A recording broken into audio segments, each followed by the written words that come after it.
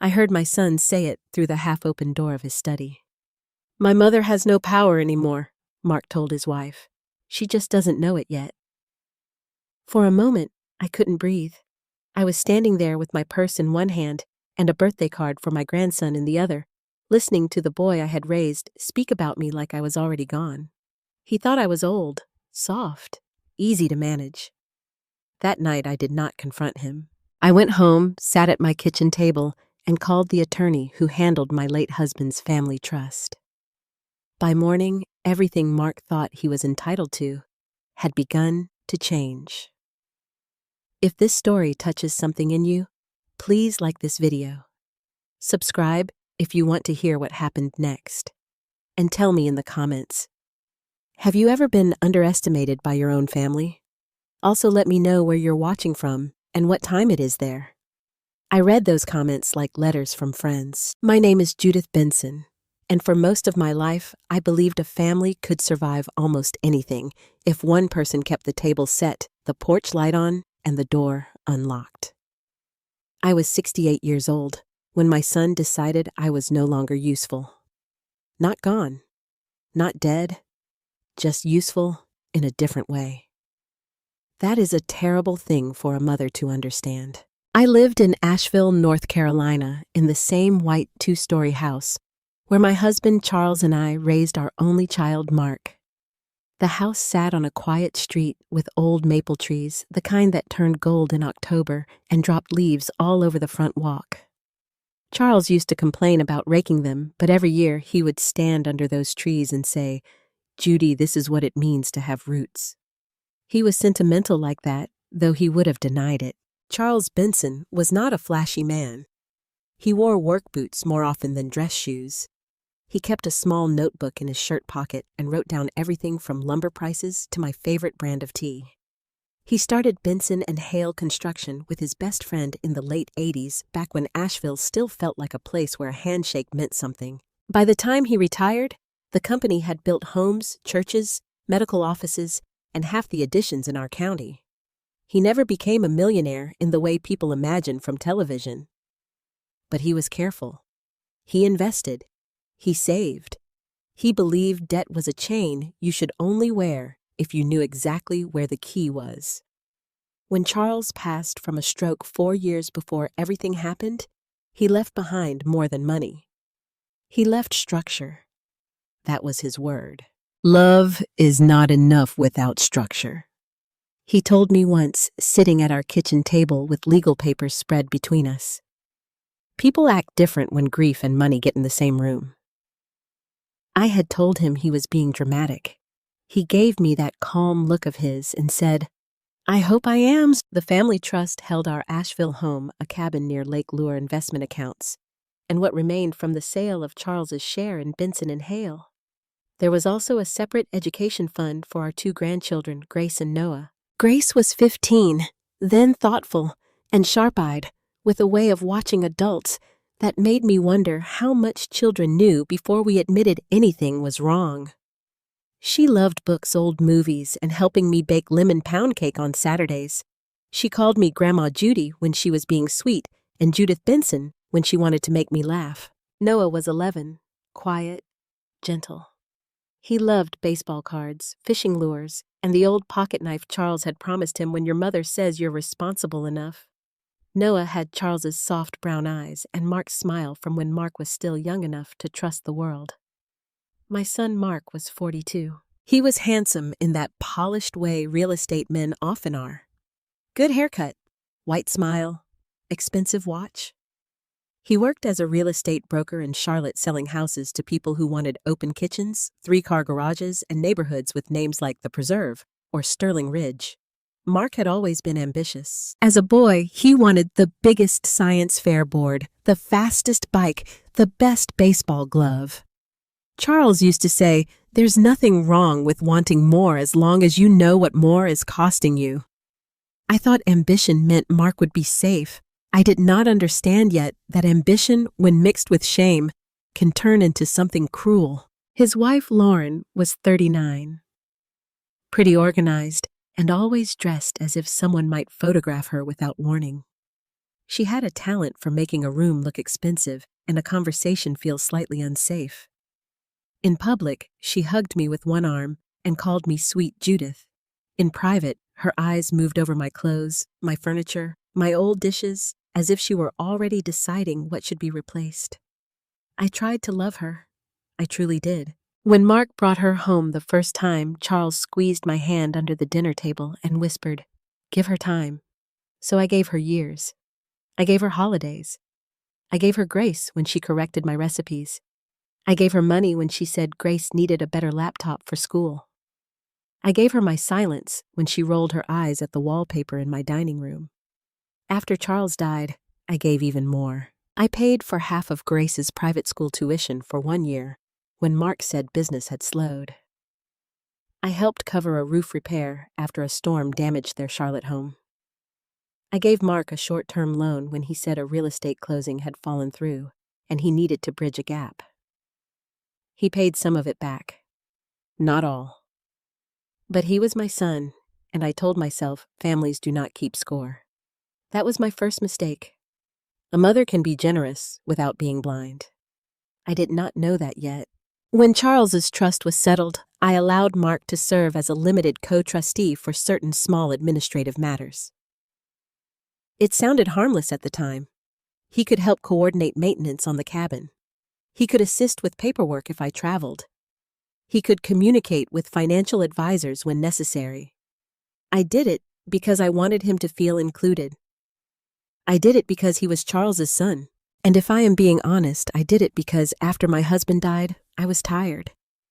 Grief made ordinary tasks feel heavy. A phone call to the bank could drain me for the whole afternoon.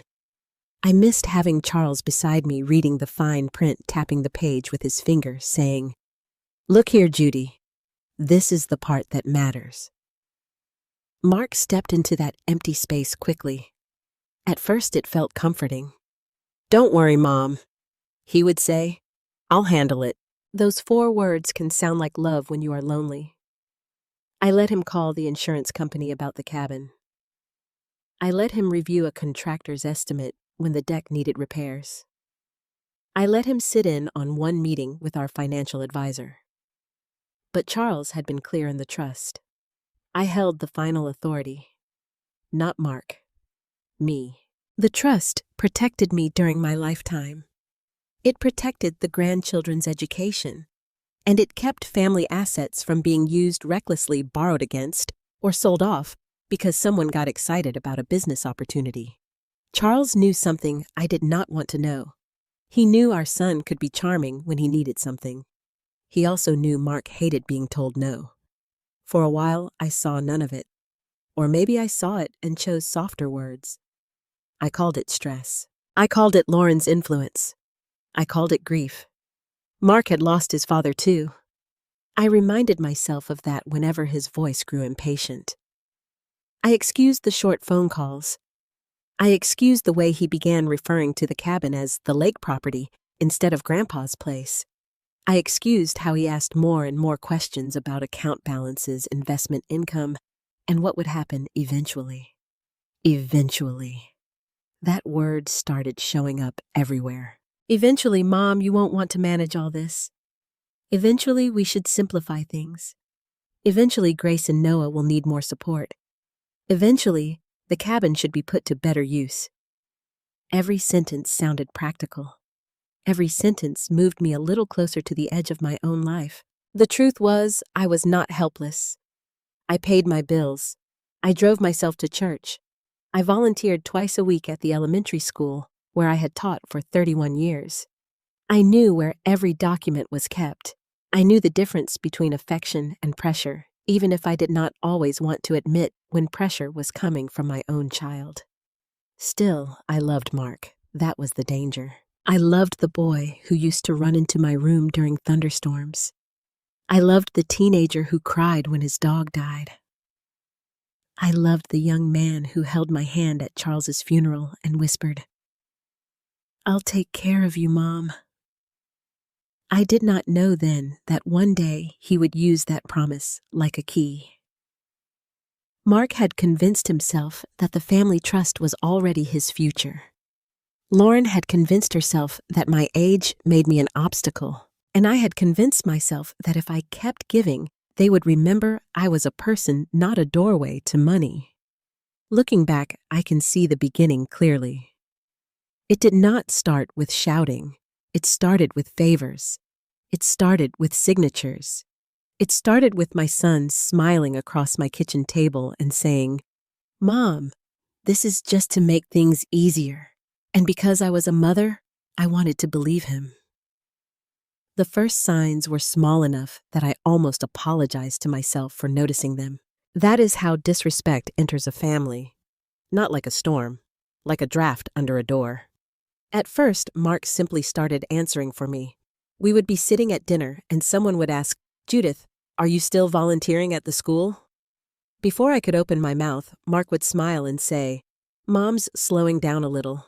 She doesn't like committing to too much anymore." I would look at him. He would not look back. "I still volunteer every Tuesday and Thursday," I would say. And Mark would laugh lightly as if I had missed the point. "Of course you do, Mom.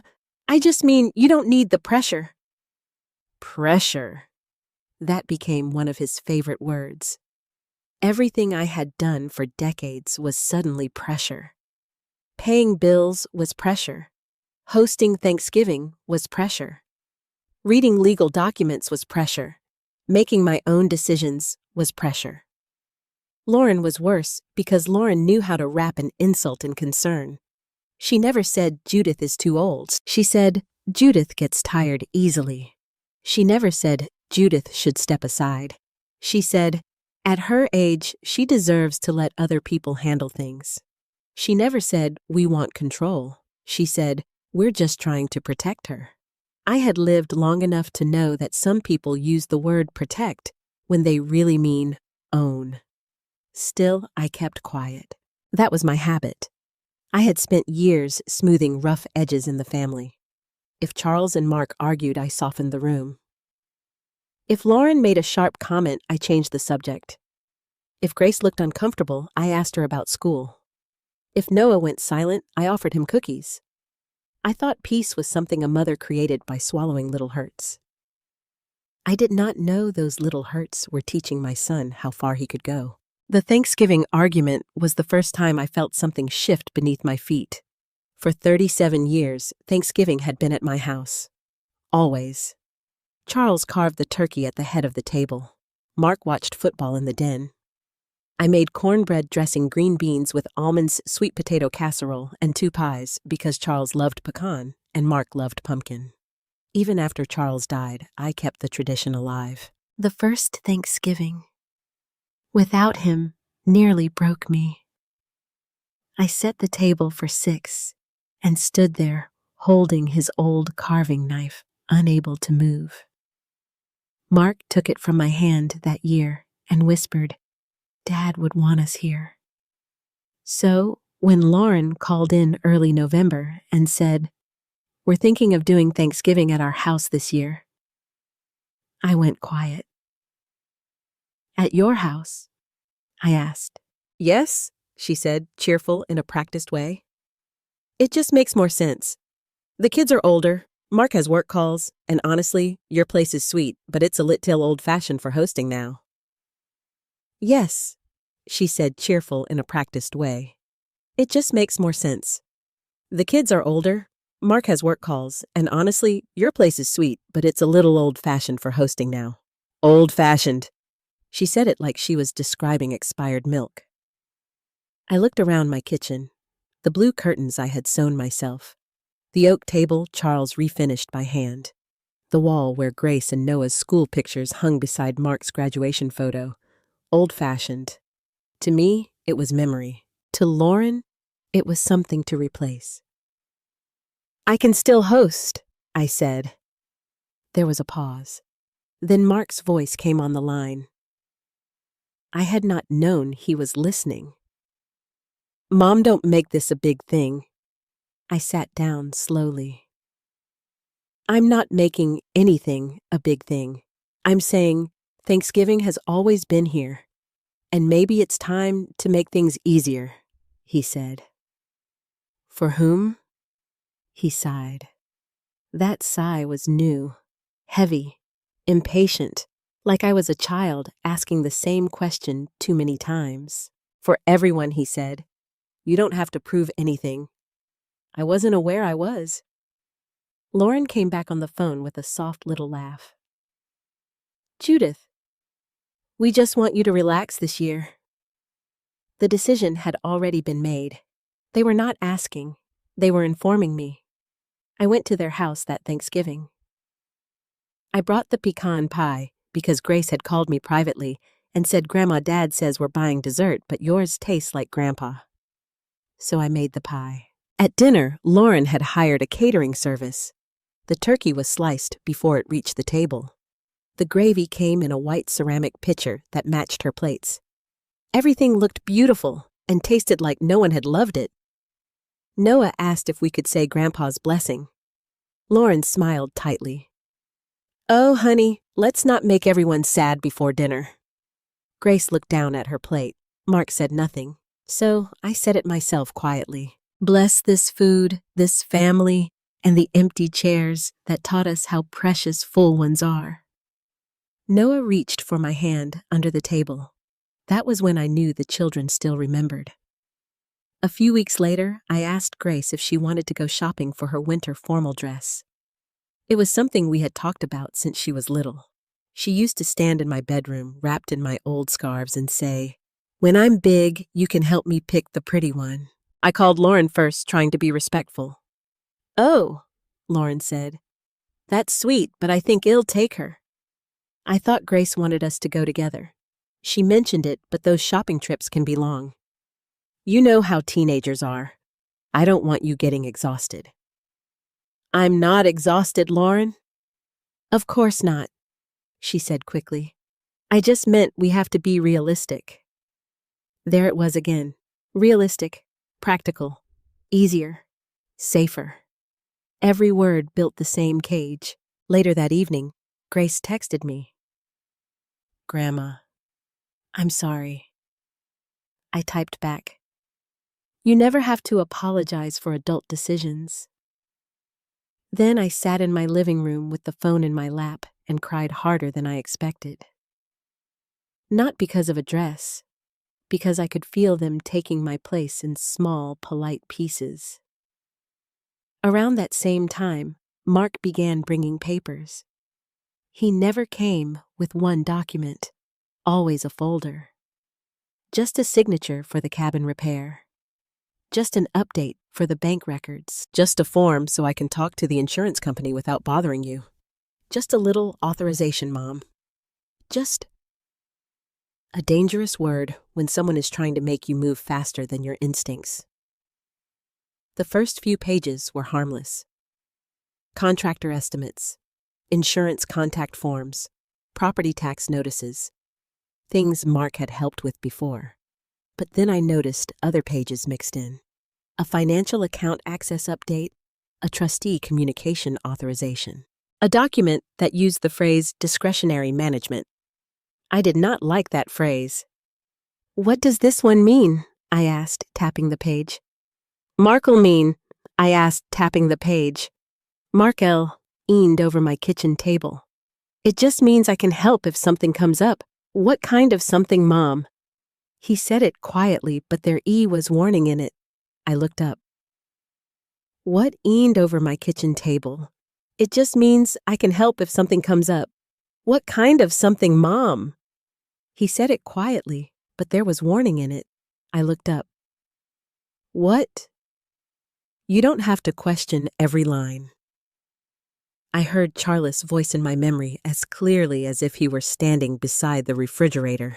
Never sign anything when someone is rushing you. I closed the folder. I'll read these later. Mark's face changed so quickly that I almost missed it. The smile stayed, but the warmth left. Mom, I drove 2 hours, and I appreciate that. I have meetings tomorrow, then leave them with me. His jaw tightened. Lauren, who had been sitting across from me scrolling on her phone, finally looked up. Judith, Mark is only trying to make things easier. I turned to her. Then there should be no problem with me understanding what I'm signing. For a moment, the kitchen went silent. Then Mark laughed. Not a real laugh. A cover. Of course, he said. Take your time. But he took the folder with him when he left. That was when I knew. Not fully. Not enough to accuse him, but enough that my stomach stayed tight long after his taillights disappeared down my street. The clearest warning came on a Sunday afternoon at their house in Charlotte. Grace was upstairs studying. Noah was in the backyard hitting a baseball against a net. Lauren had gone into the kitchen, and I was in the hallway looking for my reading glasses, which I had left near the powder room. Mark and Lauren were in the dining room. Their voices were low, but the house had high ceilings and hard floors. Sound traveled. I heard Lauren say, "You keep acting like she gets a vote forever." Then Mark answered, "She won't fight it. The lake cabin will be ours anyway." I froze. The lake cabin. Not Grandpa's cabin. Not Mom's cabin. Ours. My hand went to the wall to steady myself.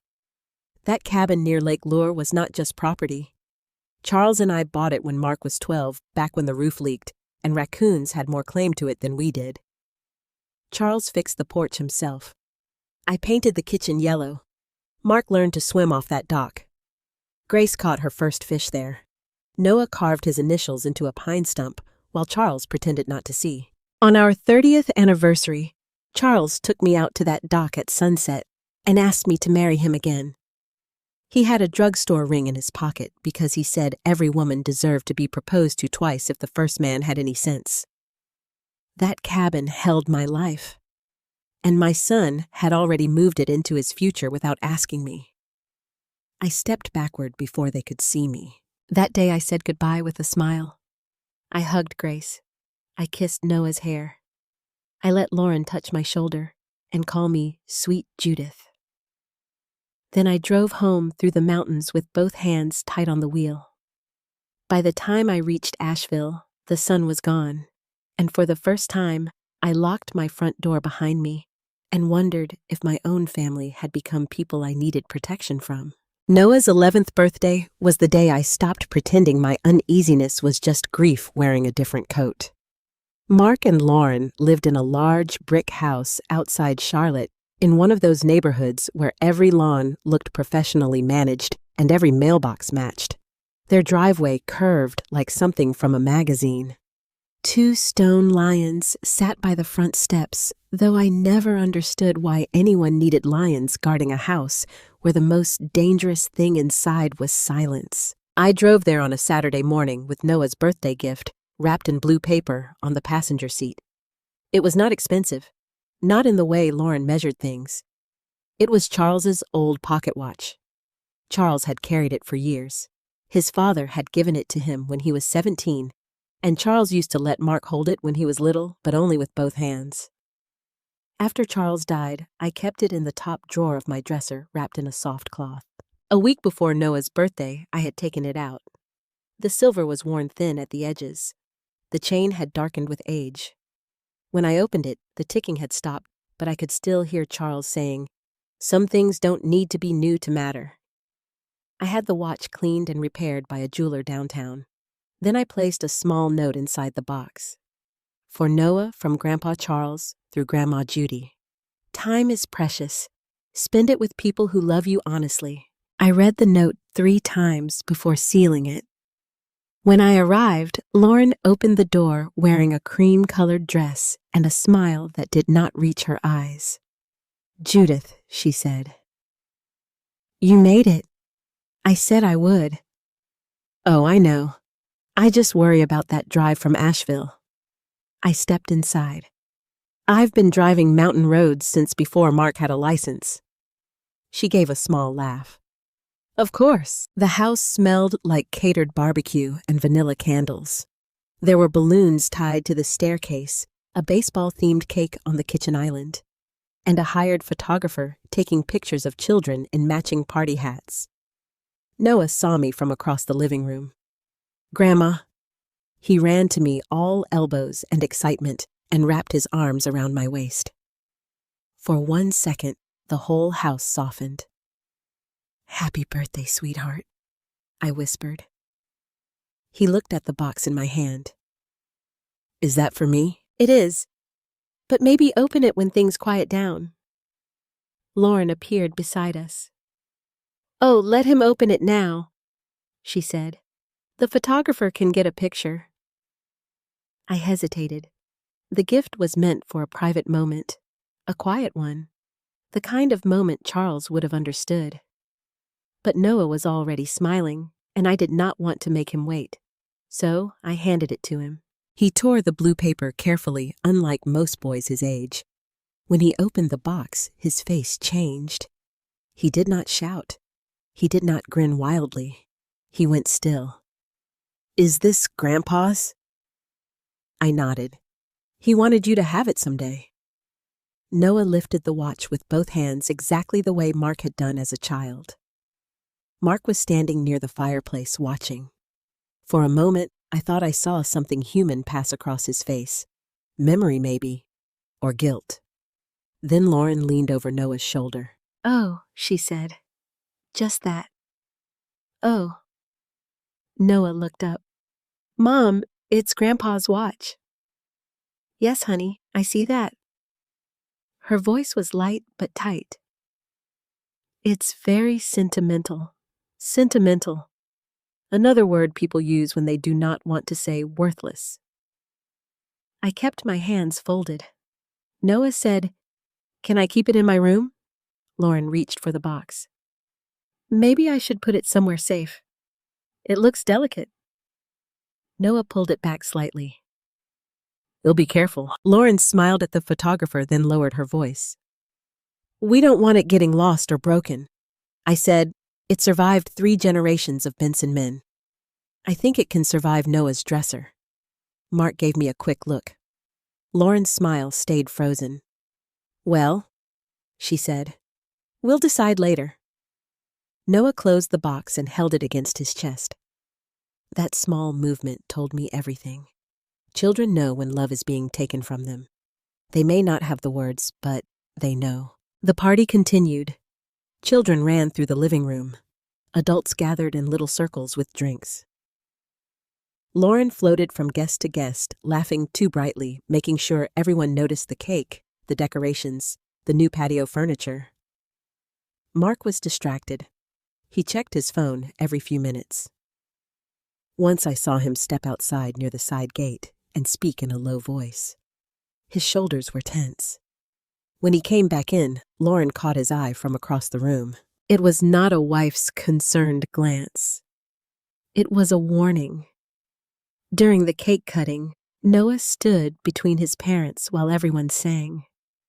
I stood behind Grace, my hands resting gently on her shoulders. When Noah blew out the candles, Grace leaned back and whispered, He wished Grandpa could be here. I swallowed hard. I know. Grace glanced toward her parents. Mom says we shouldn't bring Grandpa up so much because it makes Dad weird. Grief does make people strange sometimes, I said. Grace looked at me. Is that what this is? Before I could answer, Lauren called Grace. Sweetheart, help me pass plates. Grace walked away. But her question stayed in the room long after she left it.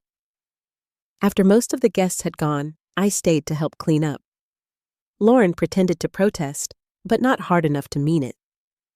You really don't have to, she said. I know. I carried paper plates to the trash, wiped frosting from the counter, and gathered empty cups from the den. It was habit. I had cleaned up after family parties for 40 years. My hands knew what to do, even when my heart did not. Mark disappeared into his study. Lauren followed him a few minutes later. I was rinsing a serving spoon at the sink when I heard their voices. At first, I tried not to listen. That is the truth. People think betrayal is always discovered because someone snoops. Sometimes it finds you while your hands are in dishwater. Their study door was not fully closed. The kitchen hallway carried sound clearly, especially when people forgot to whisper. Lauren's voice was sharp. You told me this would be handled by now. Mark said something too low for me to catch. Then Lauren snapped, "No, Mark! Don't do that. Don't act like this is my fault. You need to handle your mother before the lender asks again." My hands went still in the sink. The water kept running. Mark answered, "I'm working on it. You're not working fast enough. She's cautious. She's old." There was a silence. Then Mark said, "Don't say it like that." "Why, it's true. She doesn't understand business anymore." I gripped the edge of the counter. Mark did not defend me. He only said, "She understands enough to ask questions."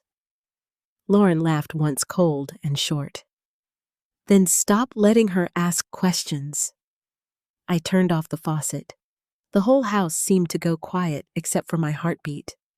Mark said, "I can't just force her to sign." "You don't have to force her. You have to make her feel like it's the loving thing to do." I closed my eyes. There are sentences that tell you exactly who a person is. That was one of them. Lauren continued, "Victor is not going to wait forever. You said the cabin could be used if we needed leverage." Victor, I did not know the name then, but I felt it enter my life like a stranger, stepping onto my porch at midnight. "Mark said," I said, eventually. "No, you said you could get access." I said I probably could. "Mark," her voice lowered, "if this falls apart, we lose everything. The house, the car, Grace's school, everything. And I am not moving backward because your mother wants to sit on assets she doesn't even use. Assets, not memories, not family. Assets." I stepped away from the sink slowly. My knees felt weak, but my mind was suddenly very clear. The cabin was no longer just something they wanted.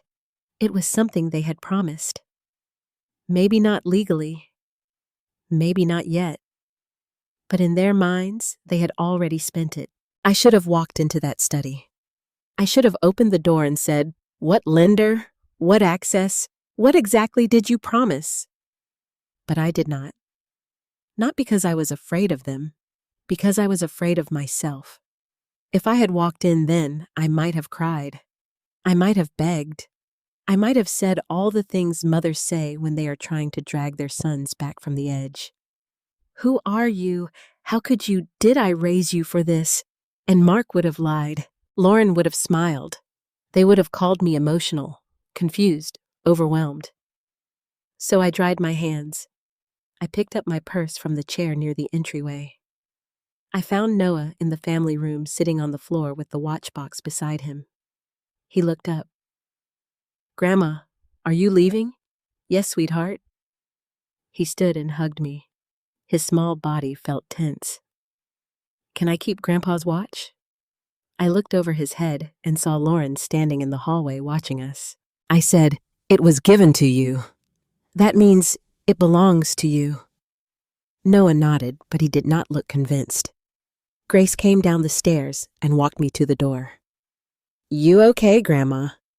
I touched her cheek. "Of course." She studied my face. Grace had always been too smart for easy lies. "Dad's been weird," she whispered. I glanced toward the study. Sometimes adults get themselves into trouble and forget children can feel the smoke before they see the fire. Her eyes widened slightly. "What does that mean?" "It means you call me anytime you need me. For any reason." She nodded. Mark appeared, then smiling too broadly. "Leaving already, Mom." His voice was warm again. Party voice, son voice, the voice he used when witnesses were nearby. "I have a long drive." He crossed the room and put one arm around my shoulders. "There's my sweet mom," he said loud enough for Lauren to hear. "Always helping, always taking care of everybody." I looked up at him. For one painful second, I saw both Marks. The boy who once brought me dandelions in a paper cup, and the man who had just stood in another room while his wife planned how to make me surrender what Charles built. His arm felt heavy on my shoulder. I stepped away gently. "Good night, Mark." Something flickered in his eyes. Suspicion. I had never said good night to him like that before. No honey, no sweetheart, no drive safe. Just his name. On the way back to Asheville, the mountains were dark against the sky. I drove with the radio off. Every mile felt longer than it should have. My hands ached from holding the steering wheel too tightly. At one point, I pulled into a gas station outside Hickory parked under the fluorescent lights and sat there without getting out. I thought of Charles. I thought of his careful paperwork.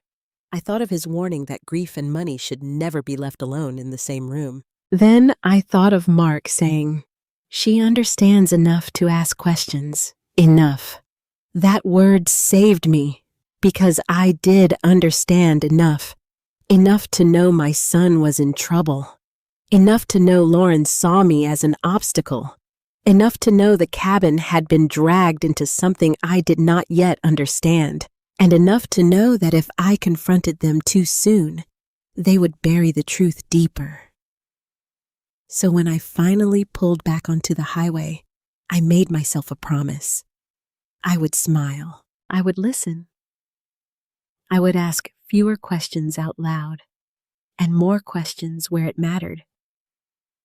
And when the time came, I would not let them use my love as collateral. 3 days after Noah's birthday party, Mark called me before breakfast. That alone was unusual. Mark was not a morning caller unless he needed something. I was standing by the kitchen counter spooning coffee grounds into the machine when my phone lit up with his name. For a second, I just stared at it. Mothers do that sometimes. We see our child's name and hope foolishly that this time the call is only love. I answered. "Good morning, Mark." "Morning, Mom," he said, warm and easy. Too warm. Too easy. "How are you feeling?" There it was. Not how are you? How are you feeling? As if my body had become the first subject in every conversation. "I'm fine." "Good, good. I was thinking about you." I poured water into the coffee maker. "That's nice." He gave a soft laugh. "You sound suspicious. I'm making coffee, that's all." "Well, I wanted to take you to lunch this week." I paused. "Lunch?" "Yes, just you and me. No Lauren, no kids. I feel like we haven't had time alone in a while." There was a version of me that wanted to believe him. That version remembered Mark at 7 years old, sitting beside me at the diner after his dentist appointment, cheeks numb from Novocaine, trying to drink a milkshake through a crooked smile. That version remembered a boy who used to say, "Mom, don't tell Dad, but you're my favorite." But another version of me remembered Lauren's voice in the study. "You need to handle your mother before the lender asks again." I said, "That sounds fine." "Great. Thursday, I'll come to Asheville." He named a restaurant downtown. Not our usual diner. Not the place Charles loved. A white tablecloth restaurant with valet parking and $30 salads. That told me something. Mark did not want comfort. He wanted performance. On Thursday, I chose my clothes carefully. Navy slacks, cream blouse, pearl earrings Charles had given me on our 40th anniversary. I did not dress to impress Mark. I dressed to remind myself I was still Judith Benson before I was anyone's mother. The restaurant was quiet when I arrived. Mark was already there, seated at a corner table with leather menus and a glass of sparkling water in front of him. He stood quickly. "Mom." He kissed my cheek. He smelled like expensive cologne and stress. "You look nice," he said. "So do you." He pulled out my chair. He asked about my drive. He asked about my volunteer work. He even asked whether the maple tree near my porch had been trimmed. For 10 minutes, he was the son I missed. That was the cruel part. Manipulation is not always harsh. Sometimes, it wears the voice you have prayed to hear again. We ordered lunch. He chose grilled salmon. I chose tomato bisque and half a turkey sandwich because I had no appetite. Mark talked about the kids first. Grace is doing well, he said. Still a little dramatic, but she's 15. She's sensitive. I know. That's what I meant. No, Mark. Dramatic and sensitive are not the same thing. His smile tightened. Fair enough. Then he told me Noah had slept with the pocket watch on his nightstand. That meant a lot to him. Mark said. It should. It came from his grandfather. He looked down at his water. Lauren worries hell lose it. Lauren worries about things that don't belong to her. The words slipped out before I softened them. Mark looked up. For 1 second, the lunch changed shape. Then he smiled again. I don't want us to do that today. Do what pick at Lauren? I wasn't picking. Mom. There it was again. That warning hidden inside my name. The waiter brought our food. Mark waited until the plates were set down and the waiter had walked away. Then he reached into the leather briefcase beside his chair. I watched his hand before I watched his face. He placed a folder on the table. Black, smooth, expensive. My stomach went cold. What is that? I asked. Nothing scary. People only say that when they know it might be. He opened the folder and slid several pages toward me. I've been thinking a lot about what Dad would want. I kept my face still. That's a serious sentence, Mark. He nodded solemn now. It is, and I don't say it lightly. No, I thought. You say it when you want my hands to shake. He leaned forward. Mom, you've carried a lot since Dad died. The house, the cabin, the accounts, insurance, taxes, maintenance, trust paperwork. It's too much. It has been manageable because you make everything look manageable. I did not answer. He continued softer. But I see the stress on you. Grace sees it. Noah probably feels it too. I don't want you spending these years buried in paperwork. These years? His eyes flickered. You know what I mean. I'm not sure I do. He exhaled slowly. Patient son, reasonable son. This is just a small amendment to the trust. There it was. Small. Just amendment. 3 words that did not belong together at lunch. What kind of amendment? It would allow me to make emergency decisions if something needed to happen quickly. What kind of emergency? Well, repairs, financial opportunities, tax issues, things where timing matters. I looked down at the first page. The print was dense. Legal language, long paragraphs. References to trustee discretion, business, necessity, liquidity, asset restructuring. I felt Charles beside me again. Look here, Judy. This is the part that matters. I picked up the pages and began reading slowly. Mark watched me for 30 seconds before he shifted in his chair. You don't need to read every line, Rig HT, now. I do, if you want me to sign it. I picked up the pages and began reading slowly. Mark watched me for 30 seconds before he shifted in his chair. You don't need to read every line right now. I do if you want me to sign it. He gave a light laugh. Not today necessarily. I just wanted to walk you through it. Then walk me through this phrase. I tapped the page.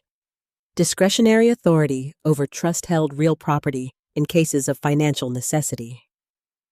What does that mean? His jaw tightened. It means if the cabin needed to be refinanced or repositioned. Repositioned. It's just a term. For selling, no. For borrowing against. He looked toward the window. Not exactly, I set the page down. Mark. He looked back at me.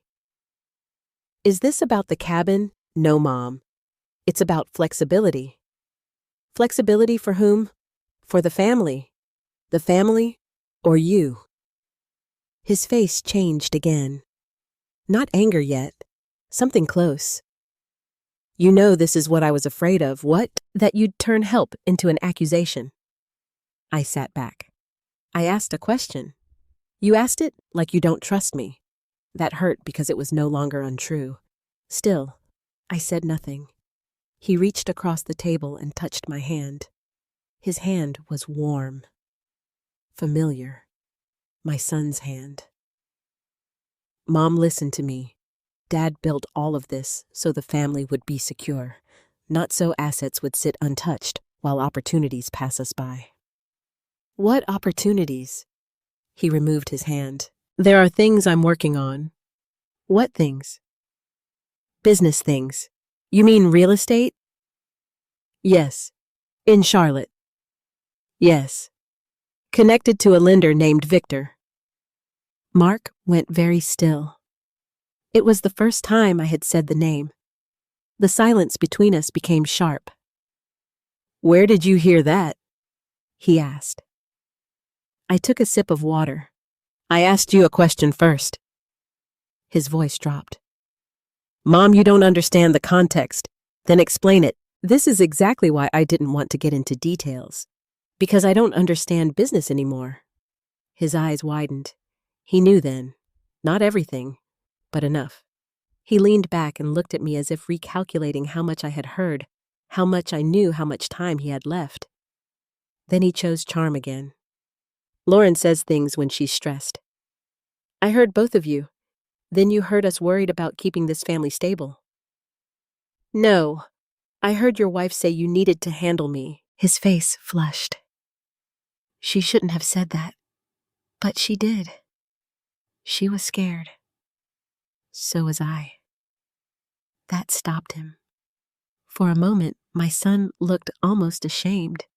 Then pride returned. Mom, you're making this harder than it has to be. The words landed like a slap. Not because they were loud, because they were practiced. How hard should it be, I asked, for a widow to understand what her son wants her to sign?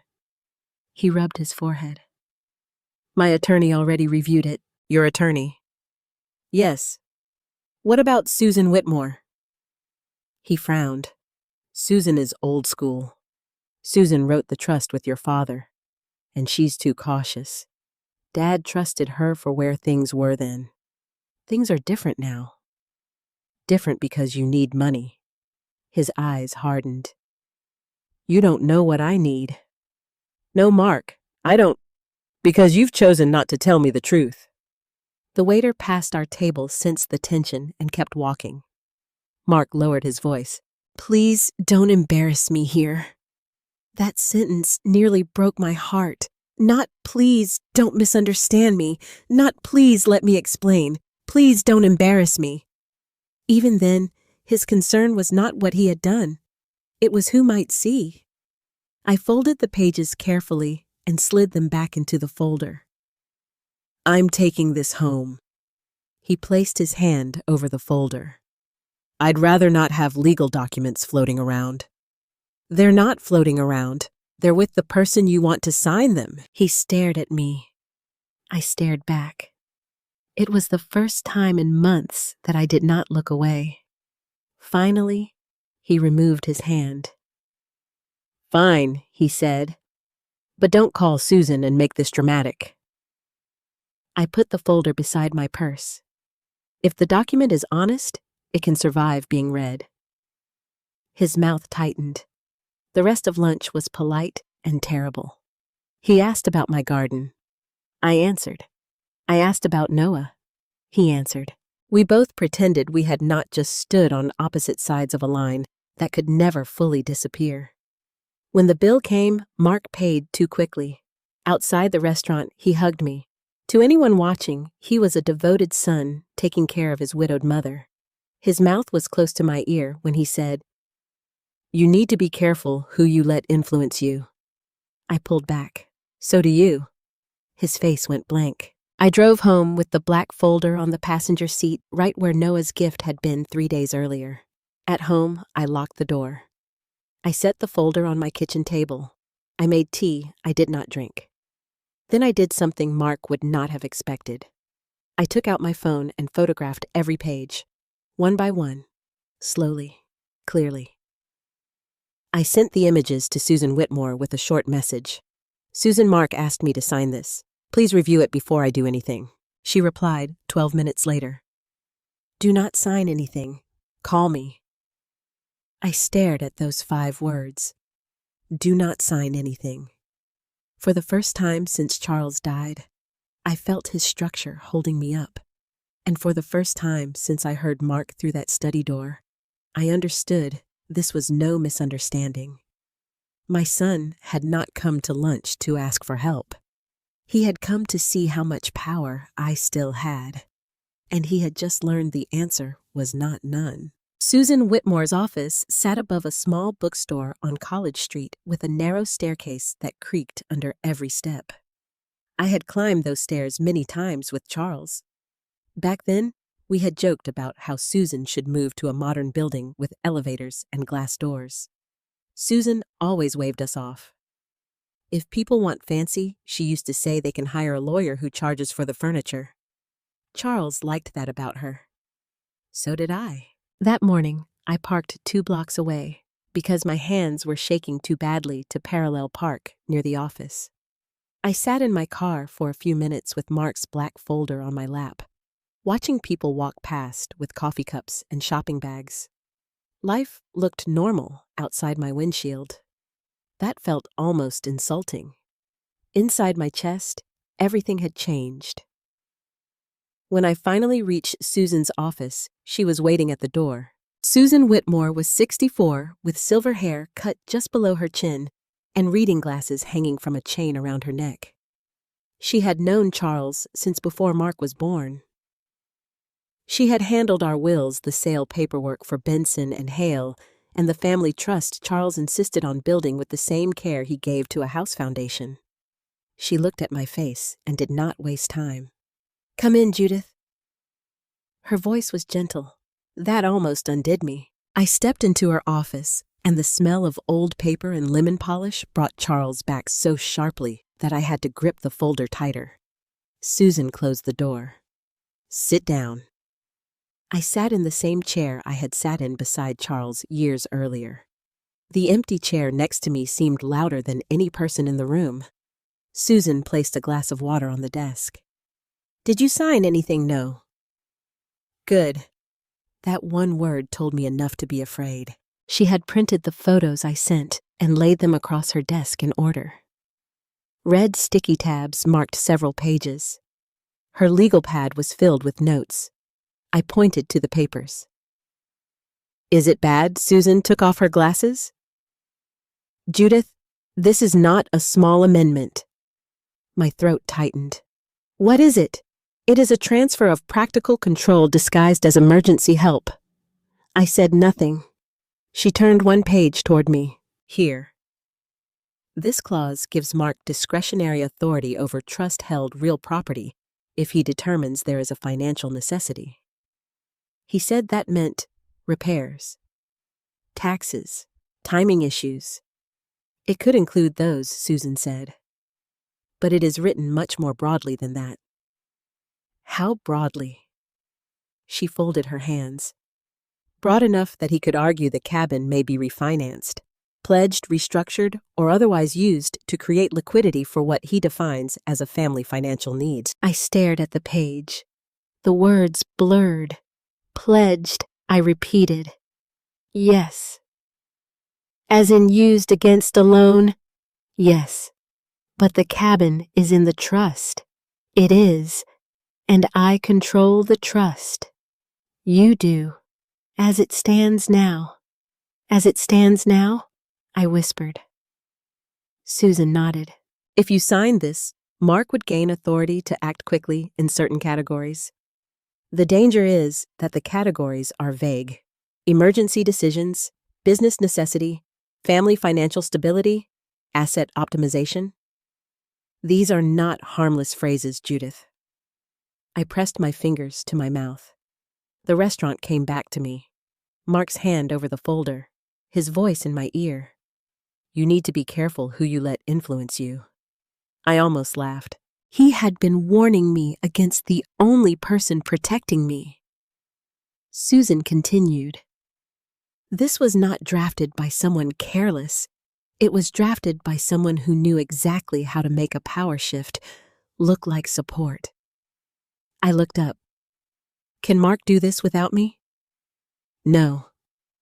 Relief started to rise. Susan stopped it. Not directly. My stomach dropped again. What does that mean? It means he cannot legally take control while you are competent and refusing. But if he can create a record that you are confused, overwhelmed, or unable to manage your affairs, he could try to pressure you another way. I thought of every little sentence. Mom's slowing down. She doesn't like details anymore. We're trying to protect her. At her age. The cage had been under construction longer than I knew. He's been telling people I'm tired, I said. Susan watched me carefully. Has he said anything about your memory? Not to me, but he answers for me. He tells people I don't need pressure. Lauren keeps saying I get exhausted. Susan wrote something down. Start documenting that. I don't want to document my own son. I know. Her voice softened. But you may need to defend yourself from him. That sentence landed in the room like a stone. For a moment, I could not breathe. A mother spends her whole life defending her child. From fevers, from bullies, from disappointment, from their own foolishness, if she can. No one prepares her for the day she may need to defend herself from the child she protected. Susan pushed the papers aside and opened a thick blue binder from her cabinet. I recognized it immediately. The Benson Family Trust. Charles's signature was on the front page strong and slanted the way it had always been. He had signed documents as if building something. Susan ran her finger down the table of contents. Charles insisted on several protective provisions. I blinked. What kind of provisions? She glanced at me over her glasses. He was worried about Mark. The room tilted slightly. I gripped the arms of the chair. No. Charles loved Mark. Of course he did. He believed in him. Yes. Then why would he? Because love and concern can live in the same sentence, Susan said. I turned. The window looked out over the street. A woman below was walking a golden retriever. The dog stopped to sniff a planter. Such ordinary things. Such unbearable things. Susan waited until I looked back. Charles never wanted to punish Mark, but he had seen patterns. Risk-taking. Pride. A tendency to hide problems until they became emergencies. I closed my eyes. There had been signs. Small ones. Mark, at 23, quietly drowning in credit card debt after trying to look successful in his first sales job. Charles had paid part of it, but only after Mark agreed to financial counseling. Mark, at 31, investing in a friend's restaurant without reading the partnership agreement. Charles had called him reckless. Mark had called Charles old-fashioned. I had smoothed it over both times. I always smoothed. Susan turned the binder toward me. This clause allows you to remove Mark from any trustee role if he attempts to coerce, pressure, manipulate, or use trust assets for personal financial benefit. My voice came out thin. Remove him. Yes, as co-trustee. As limited co-trustee advisor, administrative assistant, any authority granted under the trust. You have that right. I looked at the words. They seemed too powerful to belong to me. Susan tapped another paragraph. There is more. If Mark attempts to use the trust for his own debts or business obligations, you may amend future distributions. You can restrict his inheritance. You can protect the grandchildren's education funds from their parents. You can require independent oversight for any future access. I stared at her. Charles wrote all of that. Charles requested it. I drafted it. Why didn't he tell me? He did not want you living in fear of something that might never happen. My eyes burned, but he left me to find out alone. Susan's face softened. No, Judith. He left you a door.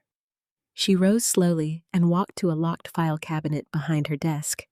From the bottom drawer, she removed a cream-colored envelope. My name was written across the front. Judith. Not Judy. Judith. Charles only used my full name when he was serious. Susan held the envelope for a moment before handing it to me. He asked me to keep this with the trust file. My fingers trembled as I took it. The envelope was sealed. Across the flap in Charles's handwriting were the words, "For Judith only if Mark ever forgets who he is." I could not speak. Susan sat back down, giving me the mercy of silence. I ran my thumb over the ink. Charles's hand had touched this paper. He had known or feared that one day I might sit in this office without him holding proof that our son had crossed a line. I wanted to be angry at Charles for seeing it. I wanted to be angry at myself for not seeing it. But mostly, I wanted to go back to a morning when Mark was 6 years old and Charles was making pancakes and all our problems could fit inside one kitchen. Do I have to open it here? I asked. No. Good. Because if I opened that letter in Susan's office, I knew I would fall apart. Susan leaned forward. Judith listened to me carefully. Do not tell Mark we met. Do not accuse him yet. Do not sign anything. Save every message. Keep every document. Write down dates, conversations, anything that shows pressure. I nodded. And if he brings you more papers, I say I need time. Yes. And if he gets angry, let him. I looked at her. Susan's voice became firm. People reveal themselves when they lose control of the script. On the drive home, the envelope sat on the passenger seat. Not Mark's folder this time. Charles's letter. The mountains looked different that afternoon. Sharper. Colder. Like the road itself knew I had crossed into a part of motherhood where love alone would not be enough. When I got home, I placed Mark's folder in the bottom drawer of my desk. Then I placed Charles's letter on the kitchen table. For nearly an hour, I just looked at it. The house was quiet. Too quiet.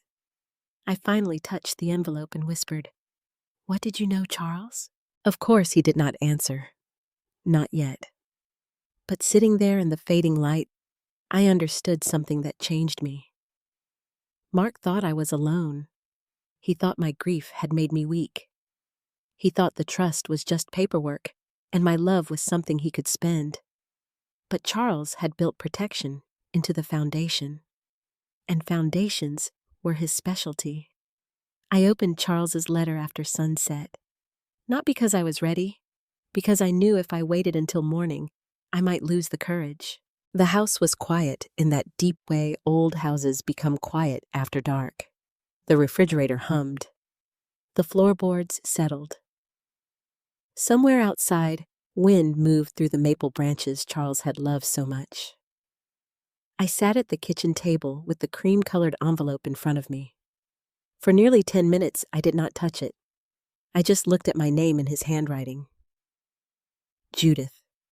Not Judy. Not sweetheart. Judith. The name he used when something mattered. I had made myself a cup of tea, but it sat untouched beside me cooling. My hands were folded in my lap, like I was waiting for bad news from a doctor.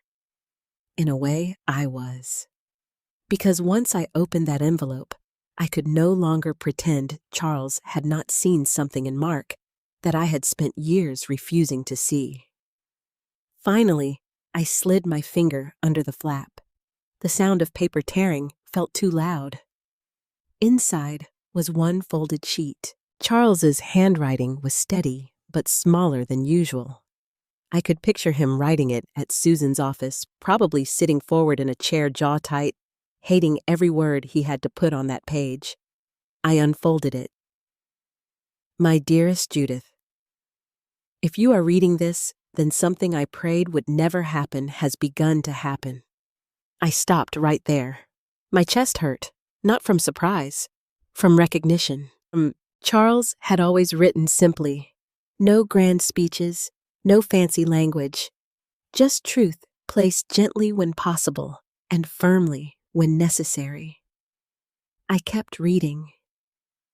I want you to understand one thing before anything else. This is not your fault. I pressed my hand over my mouth. Those 5 words broke something open in me. Because deep down, before Susan said a thing, before Mark handed me that folder, before I heard Lauren say, "Handle your mother," I had already begun blaming myself. Maybe I had spoiled him. Maybe I had rescued him too often. Maybe I had made excuses so many times that Mark learned consequences were things other people suffered. Charles knew me well enough to know guilt would be the first door I tried to walk through. The letter continued. I love our son. I know you do too, but love must not make us blind to patterns. Mark has a good heart when he is honest, but when he is ashamed, he hides. When he hides, he gambles. When he gambles and loses, he looks for someone to save him before he looks in the mirror. I read that paragraph 3 times. Mark has a good heart when he is honest. That was exactly the boy I remembered. But the second part was also true. When he is ashamed, he hides. I thought back to Mark at 23 standing in our living room with red eyes admitting he had run up credit card debt, pretending he could afford the life his coworkers had. Charles had been furious, but not cruel. "You can be broke," Charles told him then. "You can be wrong. You cannot be dishonest." Mark cried that night. I cried with him. Then Charles and I helped him make a plan. What I remembered as a family crisis, Charles had remembered as a warning. There was another line. "Do not let his panic become your emergency." I set the letter down. I could hear Mark's voice at lunch. "Mom, you're making this harder than it has to be." I could hear Lauren. "Make her feel like it's the loving thing to do." My hands started shaking again, but this time not from fear, from anger. Not loud anger, not the kind that throws dishes or slams doors. The colder kind. The kind that arrives when you finally understand someone has been counting on your goodness to keep you obedient. I picked up the letter again. If Mark ever pressures you to give him control, do not argue with him alone. Do not try to love him back into honesty with one conversation. I know you, Judy. You will want to sit him down, hold his hand, and ask him to remember who he is. But if money has already frightened him enough to pressure you, then he will hear your love as weakness. I laughed once, a broken little sound. "Charles," I whispered, "you knew me too well." Because that was exactly what I had wanted to do. I had wanted to call Mark after lunch. I had wanted to say, "Come home. Tell me the truth. Whatever it is, we will face it." But there was no we anymore. Not yet. There was Mark. There was Lauren. There was something called Victor. There was a cabin they had already discussed as leverage. And there was me, the mother they expected to fold. The letter went on. "Protect the grandchildren first. Grace and Noah are innocent. If Mark and Lauren are in trouble, they may use the children as shields without even admitting it to themselves. Keep the education funds separate. Keep the cabin safe if you can. That place is not just wood and land. It is memory. And memory gives children roots when adults start tearing up the ground." At that, I cried. Not delicate tears, the kind that bend your body forward. I cried for Charles, for the cabin, for Grace texting me apologies she did not owe, for Noah holding the pocket watch against his chest because even at 11, he knew adults were negotiating around things that mattered to him. I cried for Mark too. That was the hardest part. Even after everything, a mother does not stop seeing the baby inside the man. I remembered him at 4 years old, standing in our hallway during a thunderstorm, dragging his blanket behind him. "Mommy," he had whispered. "The sky is mad." I had lifted him into bed beside me and said, "Then we'll wait until it forgives itself." That little boy had once trusted me with every fear. Now he was hiding fear behind legal documents. Charles's letter grew firmer near the end. "You are not cruel if you say no. You are not selfish if you protect what we built. You are not betraying Mark if you refuse to let him betray himself further." That line stopped me. I had been thinking of the trust as a wall between me and my son. Charles saw it differently. A boundary was not only protection for me, it was a barrier Mark would have to face before he could destroy more than money. I kept reading. "If this day comes, call Susan. Use the protective clause. Do it calmly. Do it legally. Do it before anyone can paint you as confused or emotional. And Judith, do not wait until you are cornered. A person who wants your signature more than your understanding is already telling you who they have become." I lowered the page. There it was. The truth I had felt but not yet named. Mark had wanted my signature, not my understanding. He had wanted my trust, not my consent. He had wanted my love to move faster than my judgment. At the bottom of the page, Charles had written one final paragraph.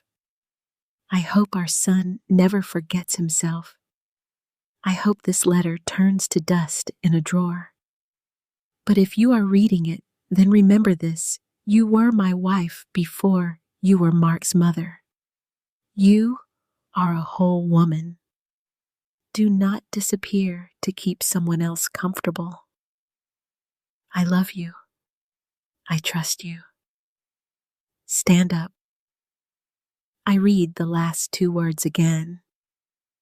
Stand up. Then I folded the letter and held it against my chest. For the first time in months, the silence in the house did not feel empty. It felt like Charles was standing somewhere just beyond the light, not speaking for me, but reminding me I still had a voice.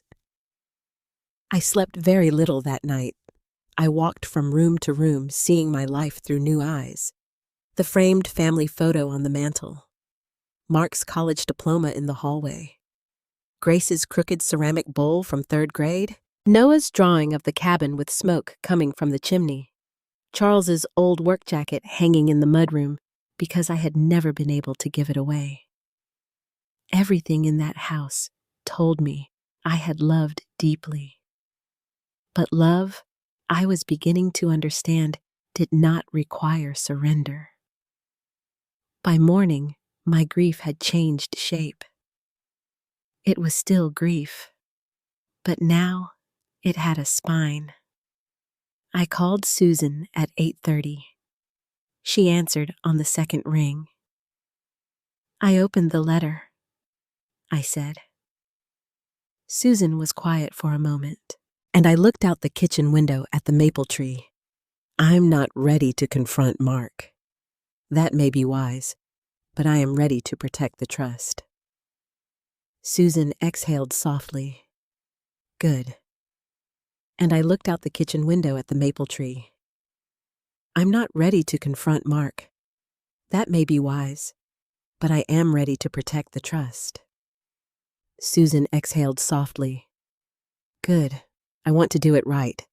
I want facts, dates, records. I don't want anger leading me." Then we begin with documentation. I nodded, though she could not see me. "And Susan?" Yes. This is not revenge. I know. No, I said more firmly. I need to say it out loud. This is not revenge. This is for Grace and Noah. And maybe if there is still a decent man inside my son, it is for him too. Susan's voice softened. Charles would agree. After we hung up, I took out a notebook from the drawer beside the phone. It had a blue cover and blank-lined pages. On the first page, I wrote the date. Then I wrote Mark brought trust amendment to lunch. Mentioned emergency decisions. Refused Susan review. Connected to lender named Victor. I paused. Then I added, I felt pressured. Those 3 words were harder to write than everything else, because writing them made them real. But once they were on the page, I did not cross them out. I closed the notebook and placed it beside Charles's letter. Then I washed my face, made fresh coffee, and opened the blinds. The morning light came into the kitchen like a quiet witness. Mark did not know it yet, but something had shifted. I was still his mother. I still loved him. But I was no longer willing to be the soft place where his lies landed safely. After I spoke with Susan, I did exactly what Mark and Lauren expected me to do. I smiled. That may sound strange, but sometimes the most powerful thing a woman can do is let people keep underestimating her. I did not call Mark and demand answers. I did not tell Lauren I had heard her through the study door. I did not mention Susan the amendment or Charles's letter. I simply became the same Judith they thought they understood. Polite, quiet, helpful, easy to dismiss. The following Friday, Lauren invited me to dinner in Charlotte. I knew it was not a real invitation. It was a test. Mark wanted to see if I was angry. Lauren wanted to see if I was suspicious. They both wanted to know whether the lunch had frightened me into obedience or pushed me toward resistance. So I went. I wore a soft gray sweater and carried a dish of peach cobbler because Noah loved it. When Lauren opened the door, she looked me over quickly, as if checking for signs of rebellion. Judith, she said, how was the drive? Fine. You must be tired. Not at all. Her smile faltered just a little. Inside, the house felt tense. Not loud, not messy, just tight, like someone had pulled an invisible string through every room.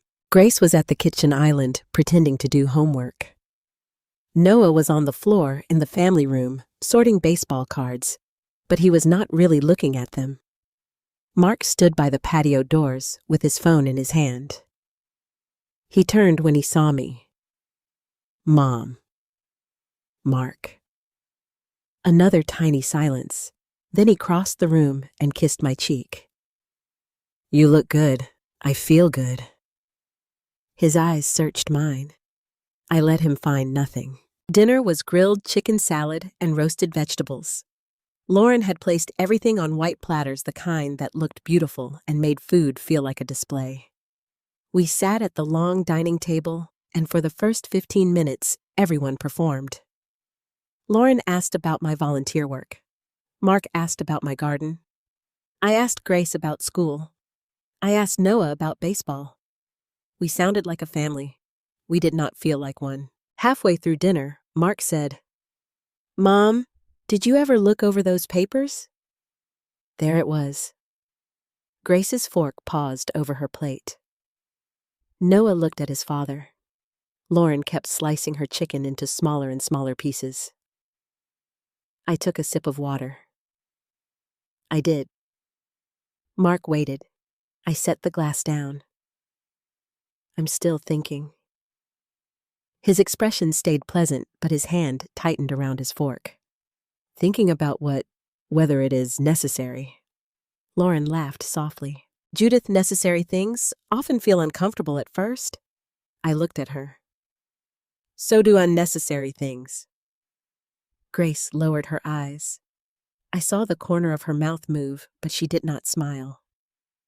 Mark cleared his throat. We don't need to get into it tonight. I agree. That surprised him.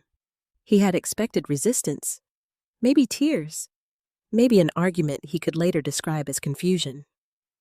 Instead, I passed the salad to Noah. "Would you like more, sweetheart?" Noah nodded. The subject died for the evening, but not the tension. After dinner, Lauren asked Mark to help her in the garage. That was unusual. Lauren did not need help with anything she had not already planned. Grace followed me into the kitchen while I covered the cobbler dish. "Grandma," she whispered. I turned. Her face looked older than 15. "What is it?" She glanced toward the hallway. "Are you and Dad fighting, no?" That was not a lie, not exactly. We were not fighting. He was maneuvering. I was watching. Grace leaned closer. "Mom says you're making things hard." I folded the foil slowly over the dish. "What things?" She doesn't say exactly. "Just that Dad is under a lot of pressure, and you won't help." My stomach tightened. What do you think? Grace's eyes filled, but she blinked the tears away. "I think everybody talks like I'm not in the room." I reached for her hand.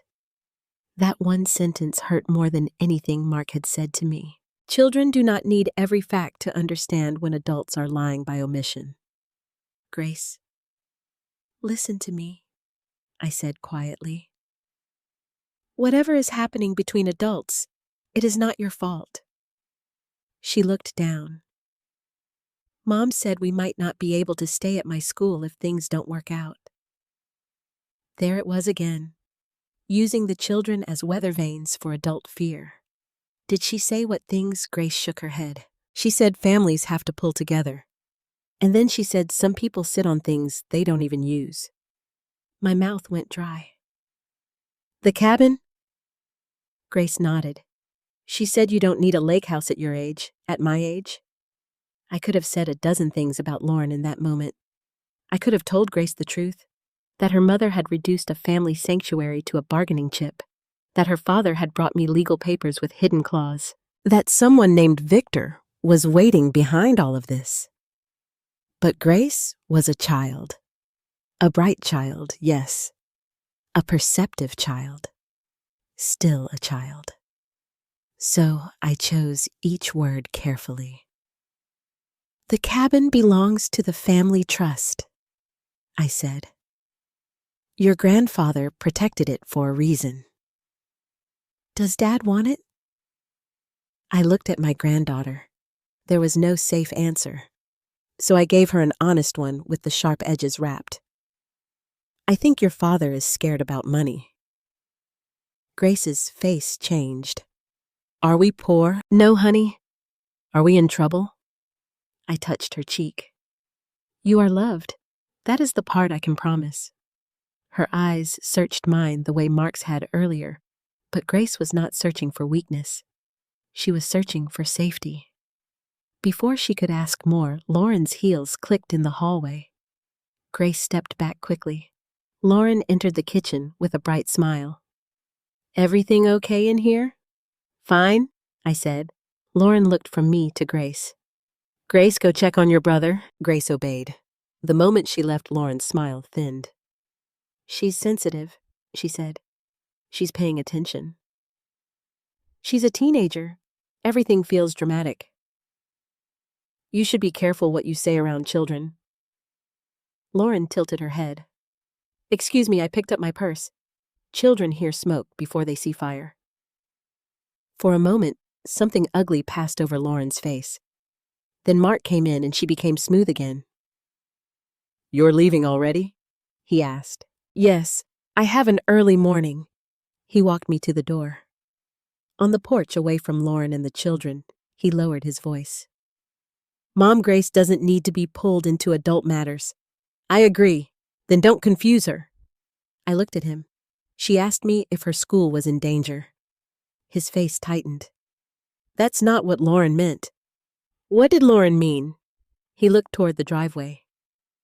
"Things are complicated, only because no one is telling the truth." His eyes came back to mine. Careful. There was no sun in that word, only warning. I stepped closer. "I am being careful, Mark." Then I left. On the drive home, I pulled over once and wrote down everything Grace had said. I wrote it in the blue notebook under the date and time. I did not trust myself to remember exact words later, not because my memory was weak, but because pain has a way of softening details when you love the person causing it. Over the next 2 weeks, I kept watching. Mark called more often, but every call had an edge. "Mom, did you pay the property tax bill yet?" "Yes." "Are you sure yes? I can check if you want." "No." A pause. "I'm only trying to help. I know what help sounds like." He hung up first. Lauren stopped letting the children visit on weekends. The first excuse was Grace had a study group. Then Noah had baseball practice. Then Lauren said they were trying to keep weekends less chaotic. I did not argue. I documented. Date, time, excuse, tone. Then Bill Henderson called. Bill had been Charles's closest friend after his business partner retired. He was 71, a widower, and the kind of man who still sent handwritten Christmas cards. "Judith," he said, "I hope I'm not overstepping. People only say that when they are about to step into something important. You're not. I had coffee with Mark yesterday." My hand tightened around the phone. "Oh, he seemed worried about you." I stood very still. "In what way?" Bill hesitated. "He mentioned you'd been forgetting things. Bills, appointments, said you were struggling with some of the trust details." For a moment, I could not speak. Not because I was shocked, because some part of me had been waiting for this exact blow. He said that, yes, he was careful, respectful, but he said Lauren was concerned too. Respectful. What a useful disguise. Bill continued. "I told him you sounded sharp as a tack last time we spoke." Yes, he was careful, respectful, but he said Lauren was concerned too. Respectful. What a useful disguise. Bill continued. "I told him you sounded sharp as a tack last time we spoke." "Thank you, but I thought you should know." I closed my eyes. There it was. The next phase. Mark was no longer only pressuring me privately. He was preparing the world to doubt me publicly. "Bill," I said, keeping my voice steady. "Did Mark say I needed someone to manage things for me?" Another pause. "He said it might come to that."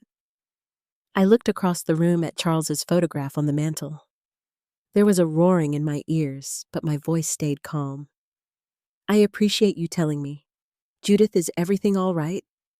I thought of the folder, the lunch, Grace's fear, Lauren's eyes, Mark's careful words moving through our circle like poison in sweet tea. "No," I said, "but it will be." After we hung up, I sat at my desk and opened the blue notebook. My hand did not shake this time. I wrote Bill Henderson called. Mark told him, "I am forgetting bills, appointments, trust details." Mark suggested I may soon need management help. Then I added, "This is not concern. This is groundwork." I stared at that sentence. It frightened me because it was true. A woman my age knows how quickly people believe a story about decline. Misplace your keys once, and someone calls it forgetfulness. Ask a question twice, and someone whispers confusion. Show emotion, and suddenly you are unstable. Mark knew that. Lauren knew it too. They were not just after the trust.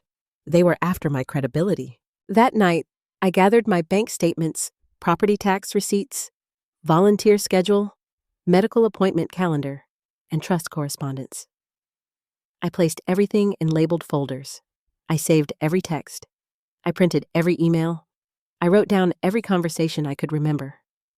Not because I wanted war, because war had already been declared quietly, and I had mistaken it for family tension. Before bed, I stood in the hallway outside the room that had once been Mark's. I had kept it mostly the same for years. Baseball trophies on the shelf, college pennant on the wall, a framed photo of him and Charles at the lake. I looked at that smiling boy and whispered, "I don't know where you went." Then I turned off the light. By morning, I had made another decision. I would not let Mark define me as weak before I had the chance to prove I was whole. And if he wanted to build a case against his own mother, then I would build the truth faster. I decided to host Sunday dinner 2 weeks after Bill Henderson called me. Not because I wanted company, because I wanted witnesses. That is an ugly thing to admit. A mother should not have to invite people into her home because she no longer trusts what her son might do behind closed doors. But by then, I understood the rules had changed. Mark was no longer just asking. He was building a story around me. If I stayed alone inside that story, I would disappear. So I made a list. Mark, Lauren, Grace, Noah, Patricia Miller, Charles's younger sister, and Bill Henderson. Patricia was 70 sharp as a sewing needle and had never been afraid of Mark. She lived outside Hendersonville and still called him that boy even though he had gray at his temples. Bill was the only person outside the family who had warned me Mark was talking about my memory. I called them both privately. Sunday dinner, I told Patricia. Nothing fancy. She heard something in my voice. "Judith, do I need to bring pie or a shovel?" Despite everything, I laughed. "Just yourself." Bill accepted too, though he paused before saying yes. "Will Mark be there?" "Yes." "Then I'll come." That was all he said. I spent Sunday afternoon cooking pot roast, mashed potatoes, carrots, green beans, and biscuits. The meal Charles loved. The meal that made the house smell like years before everything became complicated. I moved slowly, deliberately. Every dish had a purpose. Comfort can disarm people. Memory can too. Before anyone arrived, I placed my phone on the small shelf beside the kitchen doorway. I opened the voice recording app. My hands shook only once when I pressed the red button. Then I set a folded dish towel partly in front of it, not hidden like a trap, just unnoticed. I stood there for a moment, staring at that phone. "Forgive me, Charles," I whispered. But deep down, I knew Charles would not have asked forgiveness. He would have asked whether the battery was charged. At 5:30, Patricia arrived first. She hugged me longer than usual. "You look tired," she said. "I am. Do you want to tell me why?" "Not yet." She studied me, then nodded. "That bad?" "Yes." She took off her coat. "Then ill watch." Bill came 10 minutes later with a bottle of sparkling cider. He kissed my cheek and looked around the kitchen like he could feel Charles there. "Smells like old times," he said. That was the idea. Mark and Lauren arrived last. Of course they did. Their SUV pulled into the driveway at 6:15, polished and black under the porch light. Grace got out first, carrying a small backpack. Noah followed, holding his baseball cap in both hands. Lauren stepped out in a camel-colored coat and heels, completely wrong for my gravel driveway. Mark came around from the driver's side with a smile already fixed in place. "Mom," he called. "Sorry we're late." "No trouble." Lauren kissed the air near my cheek. "Judith, the house looks sweet." Sweet. That word again. Small, harmless, old. Grace hugged me hard. "Hi, Grandma. Hi, my girl." Noah leaned into me quietly. "Did you make biscuits?" "I did." His shoulders relaxed. At dinner, we almost seemed normal. That was the heartbreaking part. Patricia told a story about Charles falling through the old porch steps at the cabin the first summer we owned it. Bill laughed so hard he had to wipe his eyes. Noah asked if Grandpa had cursed. Patricia said, like a man who had met Jesus and wanted to file a complaint. Even Grace laughed. Mark smiled too, but I saw his eyes move around the table. To Patricia. To Bill. To me. He was trying to understand the guest list. Lauren noticed as well. She was gracious, but tense. She complimented the roast. She asked Bill about his garden. She asked Patricia whether she still volunteered at the church thrift store. Every sentence was polite. Every glance was measuring. After dessert, I began clearing plates. Grace stood immediately. "I'll help." "So will I," Patricia said. Lauren rose too, but Mark touched her wrist. "Actually," he said, "before everyone scatters, there's something we should discuss." The room shifted. Noah looked at his plate. Grace froze with a stack of dessert dishes in her hands. I did not turn toward my phone. I did not have to. It was recording. Mark reached beside his chair and lifted a folder. Not the black one from lunch. A new one. Blue. My stomach tightened. He placed it on the table between the salt shaker and Charles's old wooden breadboard. "Mom," he said, voice calm, "I know we've been circling this, and I don't want it to become a bigger issue than it needs to be." Patricia sat back down slowly. Bill folded his hands. Lauren leaned forward, soft concern on her face like stage makeup. Mark opened the folder. "I brought copies for you to review. Nothing has to be dramatic, but we all agreed this is best." I looked at him. A small silence. Then Lauren said, "Judith, don't take that the wrong way. I asked my son who he means." Mark shifted. "Lauren and I. And after talking through what's best for the kids, for the property, for your peace of mind." Grace and Noah agreed too. "I asked my son who he means." Mark shifted. "Lauren and I. And after talking through what's best for the kids, for the property, for your peace of mind." Grace and Noah agreed too. Grace's face went pale. "No," Mark said quickly. "Of course not. They're children. Then not we." His jaw tightened. "Mom, please." Lauren reached across the table with her gentle voice. "Judith, sometimes older parents hear help as criticism. It isn't. You have done so much. No one is taking that away from you." Patricia's eyes narrowed. Lauren continued. "But managing property accounts, taxes, insurance, repairs, it's a lot. Mark has the experience. He knows real estate. It just makes sense to let him step in more formally." Bill looked at Mark. Formally, how Mark did not appreciate the question. "It's a trust administration matter." Bill nodded slowly. "I see." I turned to Mark. "Is this the same amendment you brought me at lunch?" "A revised version." "Reviewed by Susan Whitmore." His mouth tightened. "No. As I told you, Susan is not the right person for this stage." Patricia spoke for the first time. "Susan wrote the trust, didn't she?" Mark looked at her. "Aunt Pat, I appreciate your concern, but this is between me and Mom." "Then why are we here?" Patricia asked. The room went still again. Mark's smile disappeared for half a second. Then he recovered. "Because I wanted Mom to feel supported." I almost admired the way he said it.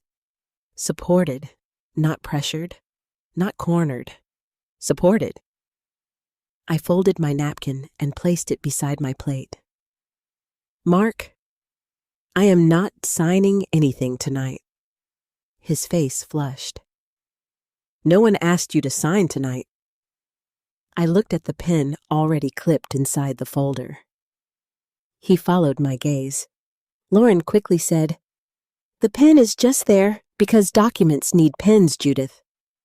Patricia made a low sound, not quite a laugh. Mark's voice sharpened. "Can we stop acting like I'm some villain for trying to help my own mother?" Grace flinched. Noah slid down in his chair. I saw it. So did Bill. I kept my voice calm. "No one called you a villain. You don't have to. It's in your tone." My tone. Yes, Mom. This suspicious, helpless act. The word hit the table hard. Helpless. I sat very still. Mark leaned forward. You ask for help, then punish people for giving it. You complain about being alone, then refuse to let family make things easier. You hold on to assets you barely use while everyone else is trying to plan responsibly. Lauren whispered Mark, but she did not mean stop. She meant careful. He ignored her. Dad built that trust for family security. Not so you could sit in that house pretending nothing has changed. Patricia's face turned red. Mark Benson, she said, but he was no longer listening. Years of resentment, fear, and panic had found the crack in his polished surface. You know what this is really about, he said to me. Control. You want everyone coming to you, asking you, thanking you. You want to be the center of everything because once you sign over authority, you won't know who you are. Grace's eyes filled with tears. I wanted to go to her, but I forced myself to stay seated. Mark needed to finish showing himself. I asked quietly, Is that what you believe? He laughed bitterly. I believe you're being selfish. Noah stood suddenly, knocking his chair back. I'm going upstairs. He ran before anyone could stop him. Grace covered her mouth and began to cry. Lauren turned to her sharply. Grace, not now. That did it. I stood. Not fast, not dramatically. Just enough that the room understood something had ended. Mark, I said you need to leave my house. He stared at me. What? You heard me. Mom, don't be ridiculous. Take your folder. Take your wife. Leave my house. Lauren stood offended now that the performance had failed. Judith, this is unnecessary. No, Patricia said, rising too. It is overdue. Mark looked at Bill as if expecting male support. Bill only said, Son, you should go. Son. The word landed differently from Bill's mouth. Mark's face changed from anger to humiliation. That frightened me more than the shouting. Humiliation makes proud people dangerous. He grabbed the folder. You're going to regret this, he said. The room went cold. I met his eyes. Perhaps, but I will not sign it. For a long second, he looked like he might say something worse. Then Lauren touched his arm. Mark, let's go. Grace moved toward me, but Lauren snapped Grace now. My granddaughter froze. I wanted to tell her to stay. I wanted to take both children into my arms and lock the door. But I could not turn my home into a battlefield with them trapped inside. So I said, Grace, sweetheart, call me when you can. She nodded through tears. Mark would not look at me as he left. Noah came down the stairs with red eyes and followed them out without a word. The front door closed. The house shook with the silence. For several seconds, none of us moved. Then Patricia walked to me and took both my hands. Judith, she said, tell me everything. I almost collapsed, but not yet. I turned toward the kitchen shelf. My phone was still recording. I stopped it with one tap. The timer showed 1 hour, 23 minutes, and 9 seconds. Bill saw the screen. His expression darkened, not with judgment, but understanding. Good, he said quietly. I looked at the closed front door. My heart was broken. But for the first time, Mark's version of me was not the only record of what had happened. He had come to my table believing he could corner an old woman into obedience. Instead, he had given me his anger, his pressure, his threat, and his witnesses. And I knew, with a sadness so deep, it felt physical, that my son had just made Susan's job much easier. The silence after Sunday dinner lasted 4 days. Mark did not call. Lauren did not text. Grace's phone went quiet. Even Noah, who usually sent me little messages about baseball scores or pictures of his homework, disappeared from my screen. That was when I learned another cruel truth about family conflict. Sometimes people do not have to raise their voices to punish you. They simply take away access to the people you love. The first morning, I told myself everyone needed time to cool down.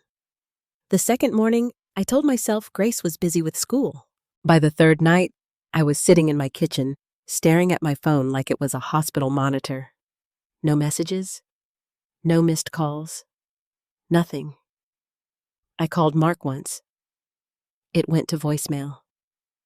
"Hi, Mark," I said, keeping my voice steady. "I hope the children are all right. Please have Grace or Noah call me when they can." I did not mention the dinner. I did not mention the folder. I did not mention his threat. "You're going to regret this. I only asked about the children." He did not call back. The next day I called Lauren. She answered on the fourth ring.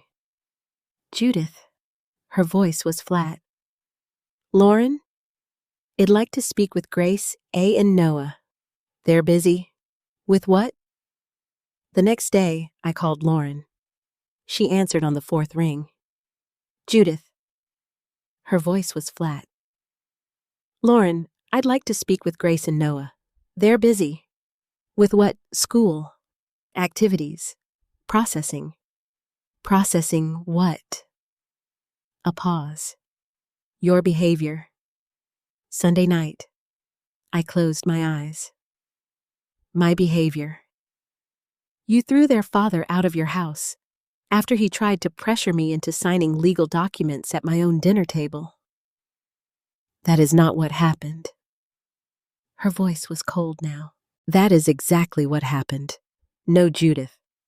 What happened is that Mark tried to help you, and you humiliated him in front of people who had no business being involved." I looked across the kitchen at the shelf where my phone had recorded everything. Patricia is Charles's sister. Bill was Charles's closest friend. They are not trustees. Neither are you. That landed. For a moment, Lauren said nothing. Then she lowered her voice. "Be careful, Judith. You are making choices that will affect your relationship with your grandchildren." There it was. Not concern, not confusion, a threat dressed as family advice. "My relationship with my grandchildren is not yours to use. They are my children, and they are not weapons." Her breath sharpened. "I won't have them pulled into your paranoia."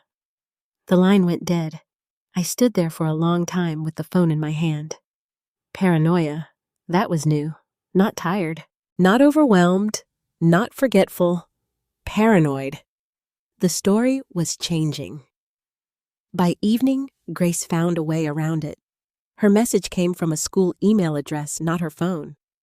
"Grandma, Mom took my phone after Sunday. She says I need space from adult drama. Dad won't talk at dinner. Noah cried last night. I'm sorry. I miss you." I read it once. Then again. Then I sat down before my knees could give. A 15-year-old girl was apologizing for pain adults had created.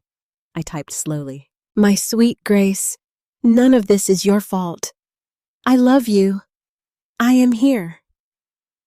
Do not argue with your parents for my sake. Just stay kind to your brother and tell him Grandma loves him too." I stared at the message before sending it. There was so much I wanted to say. Tell your father to stop lying. Tell your mother shame on her. Tell Noah I will come get him if he needs me. But I knew every word could be used against me. So I sent love. Only love. Then I printed both emails and placed them in my folder marked Children. That folder hurt most. The next morning, a certified letter arrived. The mail carrier knocked because it required a signature. I remember her red jacket. I remember the black pen. I remember how ordinary her voice was when she said, "Sign here, Mrs. Benson." The envelope was from Randall Price, attorney at law, Charlotte, North Carolina. I had never met Randall Price, but I knew immediately he belonged to Mark. My hands went cold. I carried the envelope to the kitchen table, the same table where Charles's letter had waited, the same table where Mark had tried to make me sign away power in prettier language. I opened it with a butter knife because I could not find the letter opener. The letter was 4 pages long. Formal, polished, cruel. Mr. Price wrote that his client, Mark Benson, had serious concerns regarding my ability to continue managing complex trust responsibilities. He referenced recent emotional volatility, possible memory lapses, resistance to reasonable family support, and increasingly suspicious behavior toward close relatives. I read the sentence 3 times. Increasingly suspicious behavior. Apparently, asking what I was signing now counted as suspicion. Refusing to hand over the cabin now counted as volatility. Inviting witnesses now counted as instability. The letter suggested that Mark wished to avoid unnecessary litigation, but was prepared to request an independent assessment of my capacity if I continued to reject reasonable trust administration assistance. Capacity. That word did what Mark's anger had not done. It frightened me. Not because I was confused, because I was not. I knew exactly what they were trying to do. And I knew women my age were often forced to prove what younger people were allowed to assume. I placed the letter flat on the table and called Susan. She answered quickly. I received something from Mark's lawyer, I said.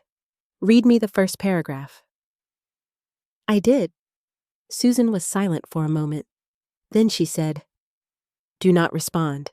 I wasn't planning to. Good. Bring it to me. Susan, can he do this? He can request things. He can threaten things. That does not mean he will get them, but can he make people believe I'm not competent? Her voice softened. Judith, people can claim anything. We answer with evidence. My own son is trying to say I'm losing my mind. The words came out smaller than I wanted. Susan did not rush to comfort me with nonsense. Yes, she said. That appears to be the direction. I pressed my hand to my forehead. I'm scared, I know. But listen to me. Fear is not incapacity. Pain is not incapacity. Anger is not incapacity. You are allowed to feel things and still be fully competent. I closed my eyes. I needed those words more than I wanted to admit. Susan continued. We are going to do this properly. First, you will schedule a physical with your primary care doctor. Second, I want an independent cognitive evaluation. Third, I want a written statement from your financial advisor confirming you have continued to understand and manage trust matters. Fourth, bring me the recording from Sunday. I have it. Good. And Grace emailed me. Susan paused. What did she say? I read the email. Susan exhaled. Print it. Save the original. I already did. Excellent. For the first time in the call, her voice carried approval. Then she said, Judith, Mark may have just made a serious mistake. How? He put his strategy in writing. That afternoon, I made the appointments. Primary care, cognitive evaluation, financial advisor. I hated every call. Not because the appointments were difficult, but because each one felt like I was standing before strangers and saying, please confirm I am still myself. At my doctor's office, I sat in a paper gown while a nurse checked my blood pressure. It's a little high, she said. My son, I saw cases, trying to have me declared incompetent. At my doctor's office, I sat in a paper gown while a nurse checked my blood pressure. It's a little high, she said. My son is trying to have me declared incompetent. She froze, unsure whether I was joking. I'm sorry, so am I. My doctor, Dr. Elaine Porter, had treated me for 12 years. She knew my history, my medications, my grief after Charles died.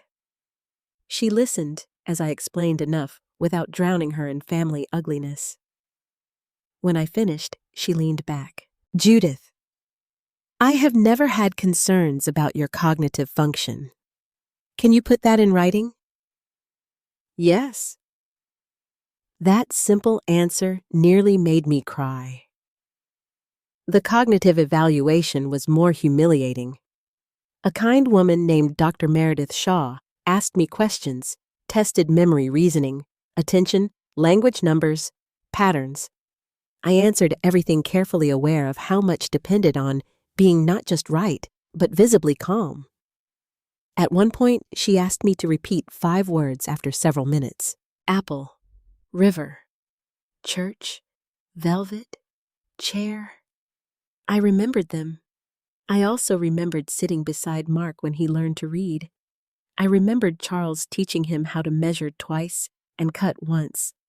I remembered Lauren saying, "She's old." Memory was not my problem.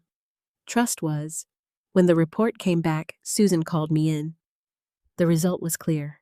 No signs of cognitive impairment. No evidence of diminished capacity.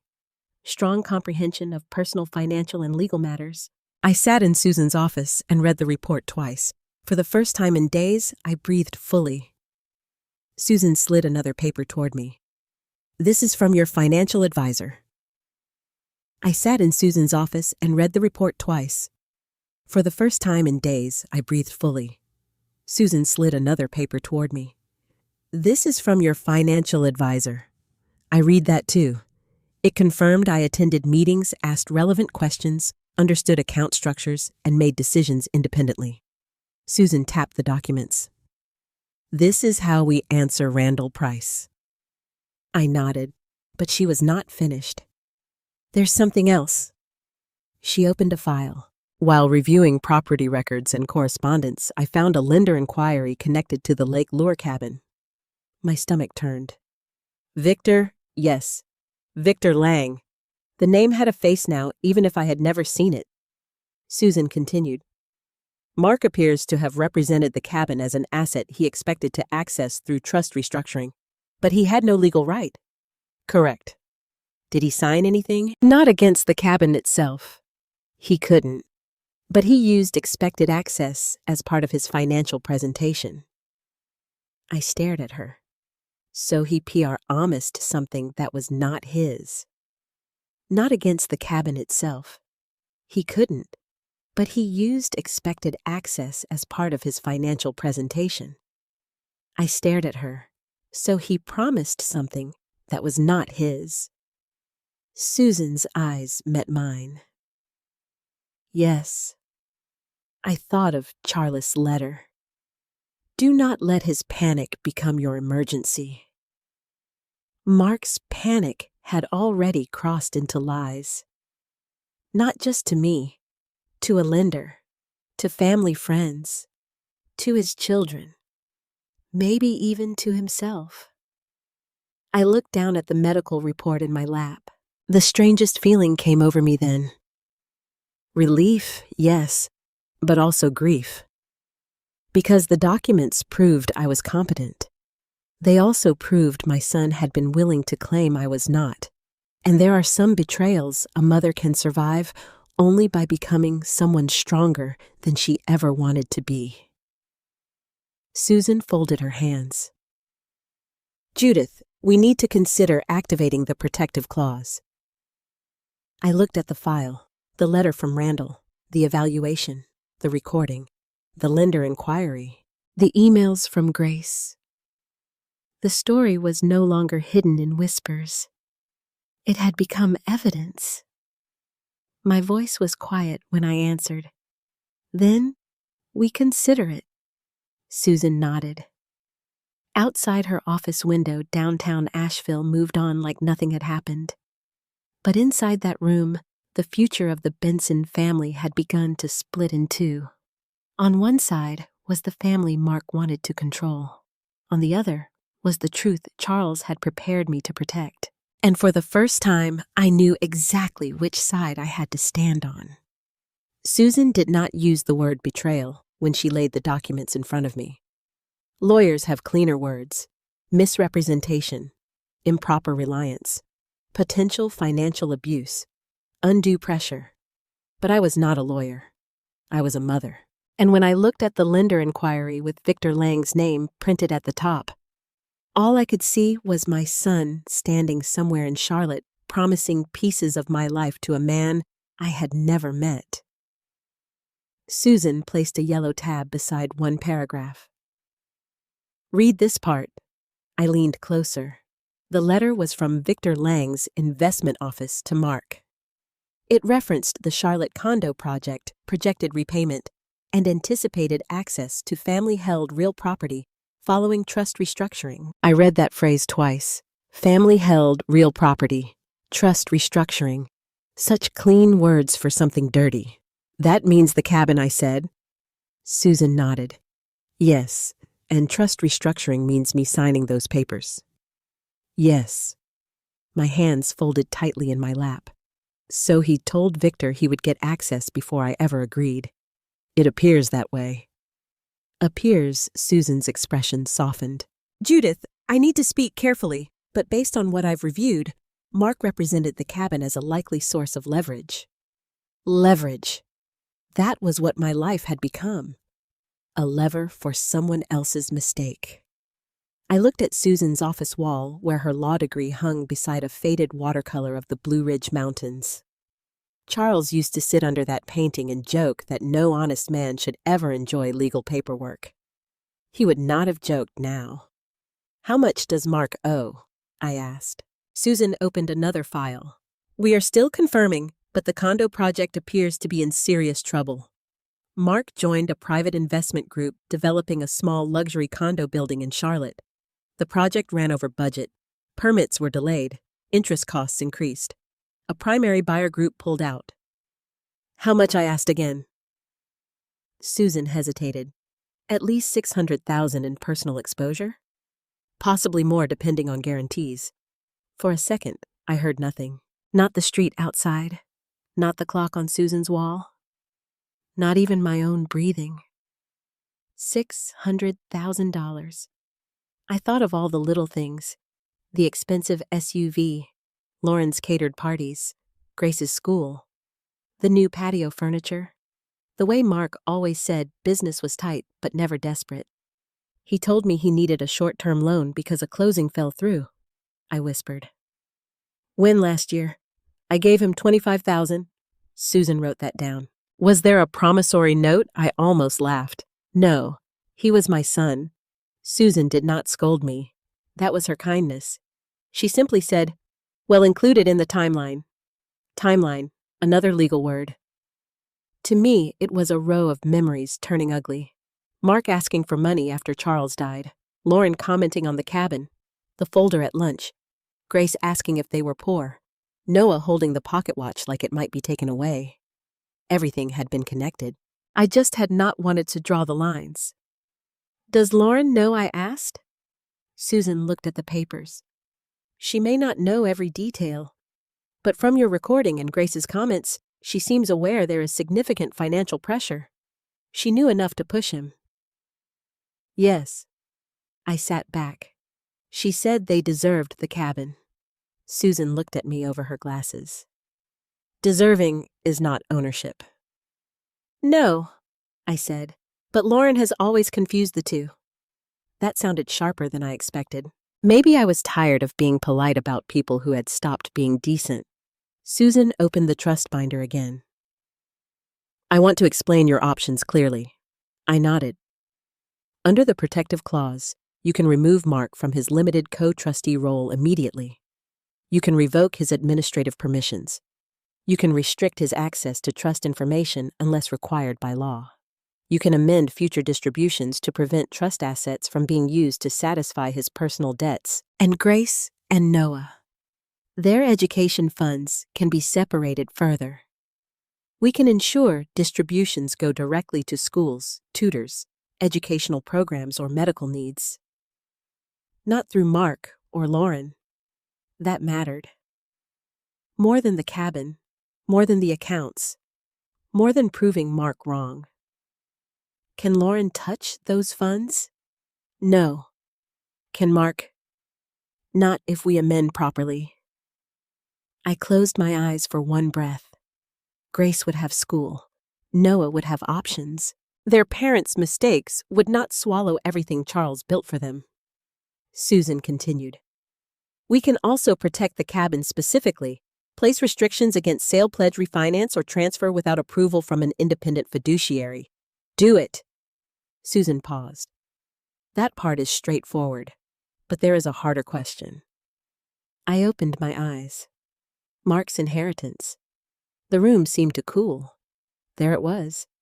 The sentence no mother wants to hear. What happens if I change it? You can leave his share as is, but protect it from creditors. You can reduce it. You can make distributions conditional. Or you can disinherit him entirely. The word disinherit made my stomach turn. I saw Mark in his crib, Mark on his first bicycle, Mark at Charles's funeral with tears running down his face. Then I saw him at my table saying, "You're going to regret this." "I don't want revenge," I said. "I know. I am angry. You have reason to be, but I don't want anger writing my legal documents." Susan's face softened. That is wise. I looked down at Charles's signature in the trust binder. What would Charles do? Susan leaned back.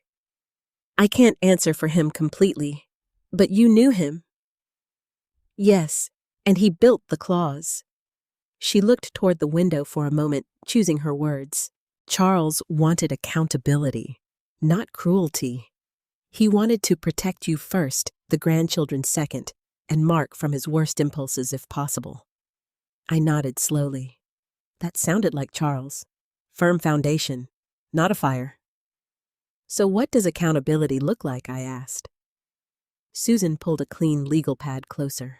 It could mean Mark's future distributions go into a separate trust. He receives limited support only under strict terms. No lump sums, no use for business debt, no access while there are creditor claims connected to this project. And conditions.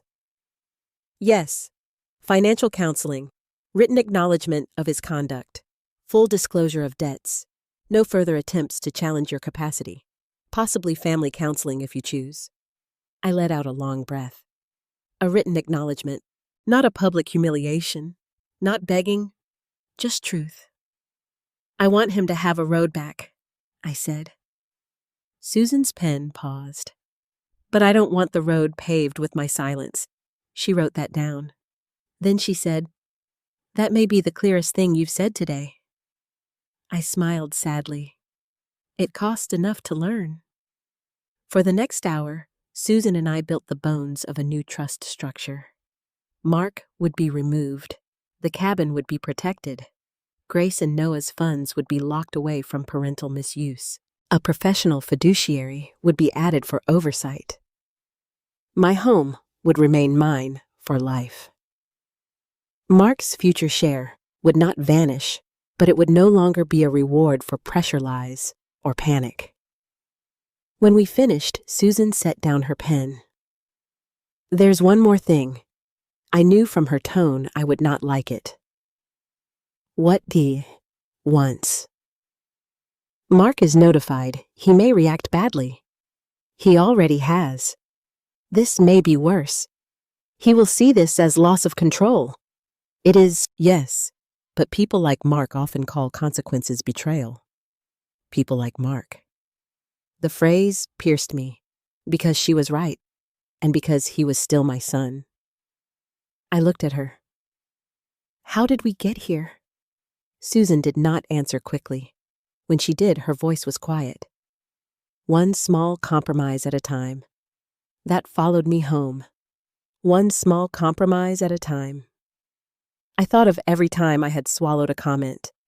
Every time I had given money without paperwork. Every time I let Mark speak for me because correcting him seemed too awkward. Every time I told myself Lauren meant well. Every time I chose peace when what I really chose was silence. That night, I sat in Charles's old chair in the den with the blue notebook in my lap. I wrote, Mark is in debt from Charlotte Condo Project. Victor Lang expected access to family trust. Susan recommends protective clause. Goal protect myself. Grace Noah, and trust assets. Then I paused. My pen hovered over the page. Finally, I wrote, I still love my son. The sentence blurred as my eyes filled. I did. That was the worst part. If I hated him, this would have been easier. But love does not make betrayal softer. Sometimes it makes the blade go deeper because you recognize the hand holding it. Around 9 o'clock, my phone buzzed. A text from Mark. We need to talk. Without lawyers. Without your little audience. I stared at the words. Little audience. He meant Patricia and Bill. He meant witnesses. He meant people who had seen him. I typed back. Anything about the trust can go through Susan. The dots appeared, disappeared, appeared again. Then his reply came. So this is who you are. Now. I felt that one in my chest. Because yes, maybe it was. Maybe I was no longer the mother who made excuses before breakfast and called it love. Maybe I was no longer the widow who handed over signatures to feel less alone. Maybe I was no longer the soft place where Mark's fear could land without consequence. I did not answer. Instead, I turned off my phone and placed it face down beside Charles's photograph. The house was quiet again. But this time, the quiet did not scare me. It held me steady. The next morning, I called Susan. Start the paperwork, I said. Her answer was simple. All right. I stood at my kitchen window looking at the maple tree Charles had planted 32 years earlier. Its roots were deep, deeper than storms, deeper than seasons, deeper than the hands that tried to shake it. And for the first time in a long while, I understood what Charles had meant. Roots were not there to keep a tree from moving. They were there to keep it from being taken. The morning I signed the new trust amendment, it was raining. Not a dramatic storm, just a steady gray rain that made the streets shine and turned the mountains into shadows behind mist. The kind of rain that seemed to say, keep going, even if you cannot see far ahead. I woke before dawn. For a while, I stayed in bed and listened to the drops tapping against the window. Charles had loved mornings like that. He used to say, rain showed you what a house was made of. Any pretty roof could handle sunlight. Rain found the weak places. I thought about that as I got dressed. The weak places in my family had been there for years. I had simply decorated around them. I chose a dark green dress, low heels, and my wool coat. Then I took Charles's letter from the drawer and placed it in my purse. I knew I did not need it legally. Susan already had a copy, but I needed it near me. On the kitchen table, I had arranged everything the night before. The black folder Mark had brought to lunch. The blue folder from Sunday dinner. The certified letter from Randall Price. The medical report from Dr. Porter. The cognitive evaluation from Dr. Shaw. The statement from my financial advisor. Printed emails from Grace. My blue notebook. A flash drive with the Sunday dinner recording. And a photograph of Charles, Grace, and Noah standing on the dock at Lake Lure, all three of them squinting into the sun.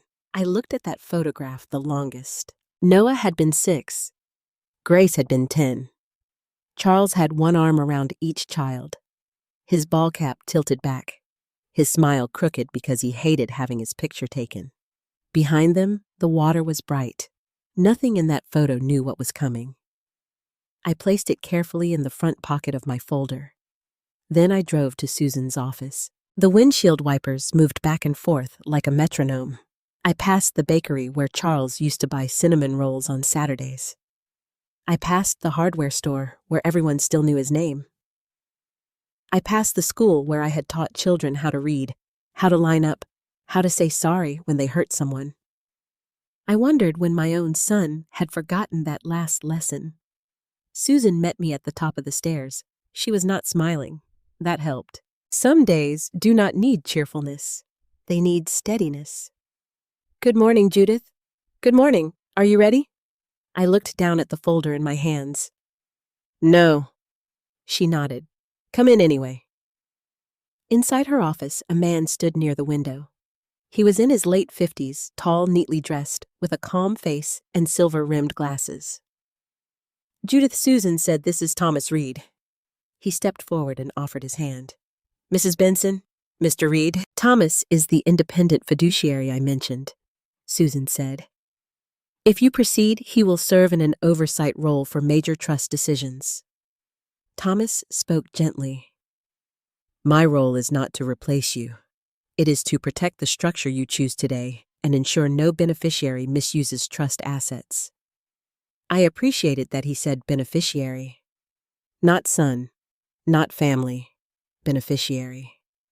Some words are painful because they create distance. Some are useful for the same reason. We sat at Susan's conference table.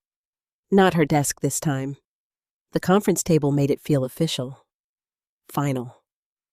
Susan had arranged the documents in neat stacks. She placed the first one in front of me. Before anything is signed, I'm going to summarize the amendment in plain English. I nodded. First, she said, Mark Benson is removed from his limited co-trustee and administrative roles, effective immediately upon execution. I inhaled slowly. Removed. Such a simple word. Such a heavy one.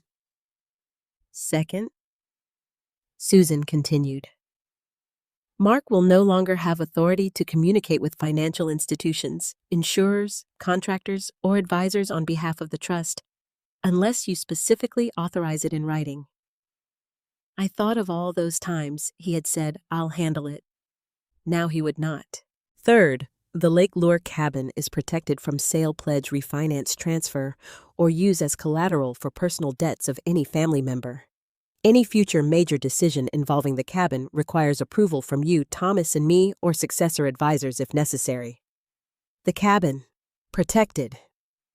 My eyes burned, but I kept my hands folded. Fourth, Susan said your Asheville home remains fully protected for your use during your lifetime. No beneficiary can pressure petition or force any action against it while you are living and competent. I almost smiled at that. Competent. They had tried to turn that word into a weapon. Now it sat inside my protection. Fifth, Grace and Noah's education funds are separated into a dedicated subtrust. Tuition books, tutoring college costs, approved educational travel, and necessary support may be paid directly to institutions or providers. Mark and Lauren cannot withdraw from it. That was the part that made me close my eyes. Grace would not lose school because her father panicked. Noah would not lose opportunity because adults gambled with appearances. Susan waited until I opened my eyes. Sixth, Mark's future inheritance is not eliminated, but it is restricted. My throat tightened. How restricted? She turned the page. His share will be held in a separate conditional trust. He held in a separate conditional trust. He will not receive lump sum distributions. Funds cannot be used to satisfy debts connected to misrepresentation, business speculation, or creditor claims arising from the Charlotte condo project.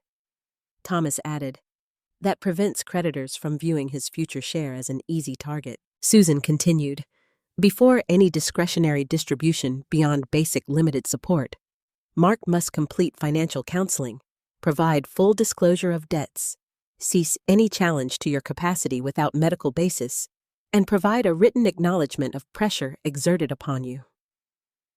I looked at the page. Written acknowledgement, not apology, not yet. Acknowledgement, truth first, feeling later.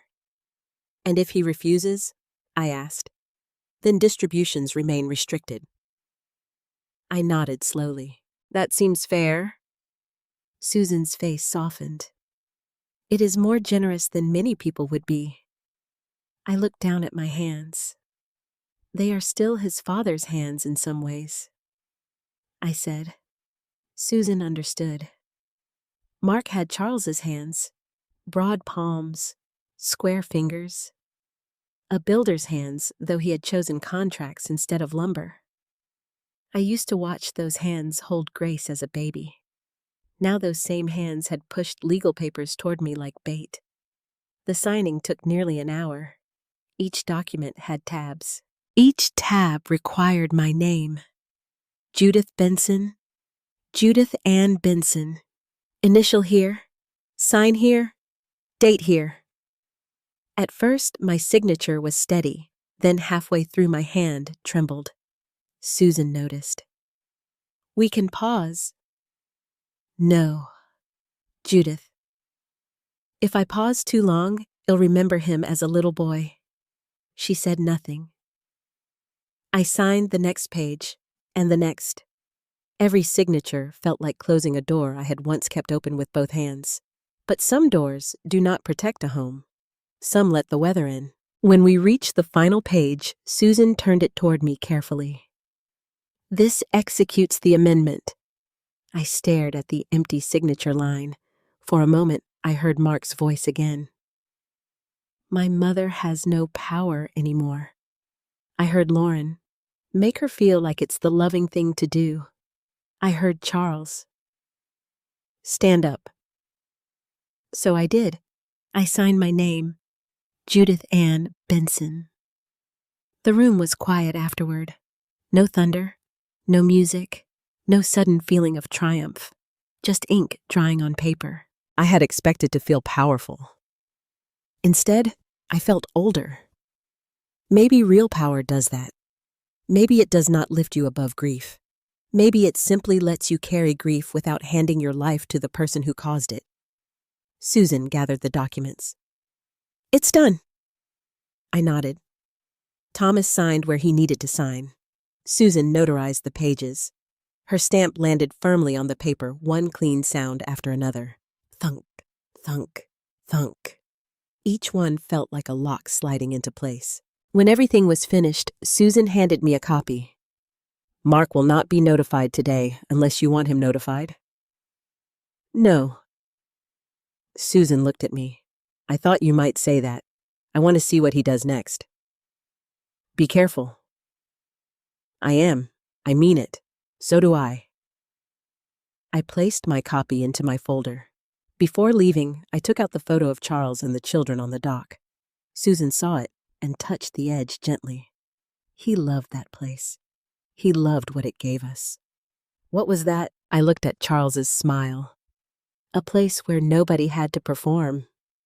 Susan's eyes softened. Then protecting it was worth doing. Outside, the rain had grown heavier. I stood under the awning at the bottom of the stairs and watched water run along the curb. People hurried past with umbrellas. Cars hissed through puddles. Somewhere nearby, a church bell rang noon. I should have gone home. Instead, I drove to Lake Lure. It was not close. It was not sensible. But that day since had taken enough from me. I needed memory. The road twisted through wet hills. Fog hung low over the water when I arrived.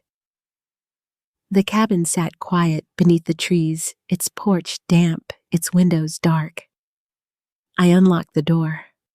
The smell of cedar and old quilts met me. For 1 second, I nearly called out Charles.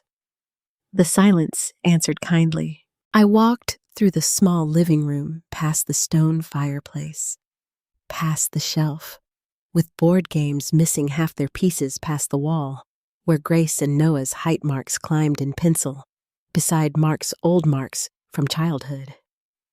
I touched Mark's line from when he was 11, almost 5 feet. Charles had written beside it, growing too fast. I stood there with my fingertips on that old pencil mark and cried. Not loudly, not dramatically, just enough to let the mother in me mourn what the trustee in me had done. Then I walked out to the dock in the rain. The lake was silver and restless. I pulled Charles's letter from my purse and held it under my coat to keep it dry. "You were right," I whispered. The wind moved across the water. "I do not pretend," Charles answered, but I felt less alone. Before I left the cabin, I sent Grace one message. "Grandma loves you. None of this is your fault." She answered an hour later. A single heart. That was enough. For now. On the drive home, my phone buzzed twice. "Mark." I did not answer. Let him wonder. Let him believe the game was still his. In a few days, I would invite the family to Susan's office. Mark would arrive thinking I had finally been frightened into signing his papers. Lauren would arrive ready to supervise my surrender. And I would sit across from them with the trust already changed. Not because I wanted revenge, because I had finally learned that quiet women are only powerless when they believe they are. The meeting was scheduled for Thursday at 10 in the morning. I chose the time deliberately, not late enough for Mark to spend the whole day preparing anger. Not early enough for Lauren to claim the drive from Charlotte was unreasonable. Susan sent the invitation by email to Mark, Lauren, and Randall Price. She wrote that the meeting would concern pending trust administration matters. Nothing more. Mark called me less than 10 minutes after the email went out. I did not answer. Then he texted, "What is this?" I looked at the message while standing in my kitchen holding a mug of coffee I had forgotten to drink. I typed back one sentence. "Susan will explain Thursday." His reply came fast. "You can't even talk to your own son now?" I stared at those words. There was a time they would have worked. Guilt has a familiar voice. It sounds like family. It sounds like duty. It sounds like a child saying, "Mom, how could you?" But I had learned something by then. A person who refuses to speak honestly in private does not get to demand private access when consequences arrive. I did not respond. The next morning, Grace emailed me from school. "Grandma, Dad, and Mom are fighting again. Dad said there's a meeting with lawyers. Mom said you're trying to take everything away. Is that true?" I sat down before answering. My first instinct was to defend myself, to explain everything, to tell her her father had tried to use the cabin, had questioned my mind, had let a lawyer write words about me that would have broken Charles's heart. But Grace did not need my burden. She needed a rope to hold. I wrote, "No, sweetheart. I am not trying to take everything away. I am trying to protect what Grandpa built so no one's fear can destroy it. You are loved. Noah is loved. That has not changed." She replied, "Can I be there?" I read that question 5 times. Then I called Susan. "Grace wants to come." Susan was quiet for a moment. How much does she know enough to know she is being lied to? She is 15. Judith, I know.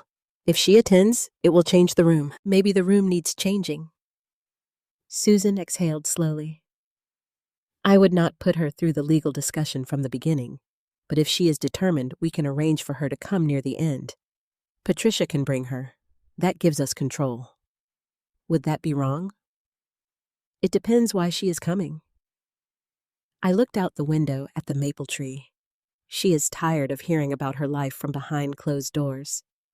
Susan's voice softened. Then we will handle it carefully. I called Patricia next. She did not hesitate. I'll pick the girl up if her parents allow it. They won't. Then how is she coming? Grace says she can walk to the library after school under the pretense of study group. The meeting is in the morning, though. Patricia was silent. Then she said, Judith, that's risky. I know. A long pause. What if we don't sneak? Patricia asked, what if I call Mark and tell him Grace asked to be present because she is anxious and I am willing to bring her for emotional support? He'll refuse. Maybe, But then he refuses in front of me, and that tells its own story. Patricia was sharper than most lawyers I had met. In the end, Mark refused. Lauren refused twice. Grace cried. Patricia called me afterward and said, "That house is a pressure cooker." But Thursday morning, just as Susan and I were preparing for the meeting, Patricia texted, "Grace is with me." Mark allowed it after Noah had a meltdown and screamed that everyone keeps lying. "We'll wait downstairs until you say." I closed my eyes. Poor Noah. Poor Grace. Poor children standing in smoke adults kept calling weather. At 10 sharp, Mark arrived with Lauren and Randall Price. I was already seated in Susan's conference room. Susan sat to my right. Thomas Reed sat to my left, calm and still in a charcoal suit. My folders were stacked neatly in front of me. The trust binder lay closed. I wore the same pearls Charles had given me, not for decoration, for armor. Mark entered first. He looked tired, not broken, not humble, tired in the way men look when they have spent days being angry and not sleeping enough to hide it. Lauren followed him in a black dress and camel coat, her hair perfect, her face cold. Randall Price came last, carrying a leather portfolio and the careful expression of a man who billed by the hour and preferred clean exits. Mark looked at me. For a second, something like relief crossed his face. Maybe he expected me to stand, to hug him, to soften the room. I did not. "Good morning," I said. His expression hardened. "Mom." Lauren sat without greeting me. Randall shook Susan's hand, then nodded to Thomas. "I was not informed a fiduciary would attend." Susan smiled politely. "Mr. Reed is now relevant to the matter." Mark frowned. Now Susan opened her file. "Yes." Randall sat slowly. "All right, let's begin." Mark leaned forward. "I'd like to say something first." Susan looked at me. I gave a small nod. Mark turned toward me, speaking in a low, controlled voice. "Mom, this has gone too far. I don't know what Susan has told you, but no one is trying to hurt you. We've been worried, that's all. You've become suspicious of everyone who loves you." Lauren placed a hand over his. "A performance of unity." Mark continued. "I brought those documents because I was trying to reduce your stress. Then you invited people over and humiliated me. You recorded me in my own family's home." "My home," I said. He stopped. I repeated softly, "It was my home." His jaw tightened. "In your home?" he said. "Fine. But you made me look like some kind of criminal." Susan said, "Mark, no one made you say what you said." Randall lifted a hand. "Let's keep this productive." Lauren finally spoke. Productive would have been letting Mark help before things became hostile. I looked at her. "Hostile began when you discussed handling me." Her eyes narrowed. Mark's face flushed.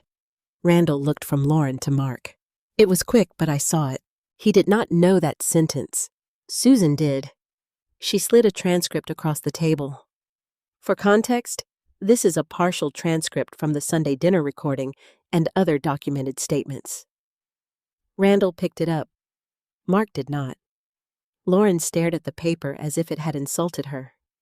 Susan continued calm as a judge. "Before we go further, I want to clarify the legal status.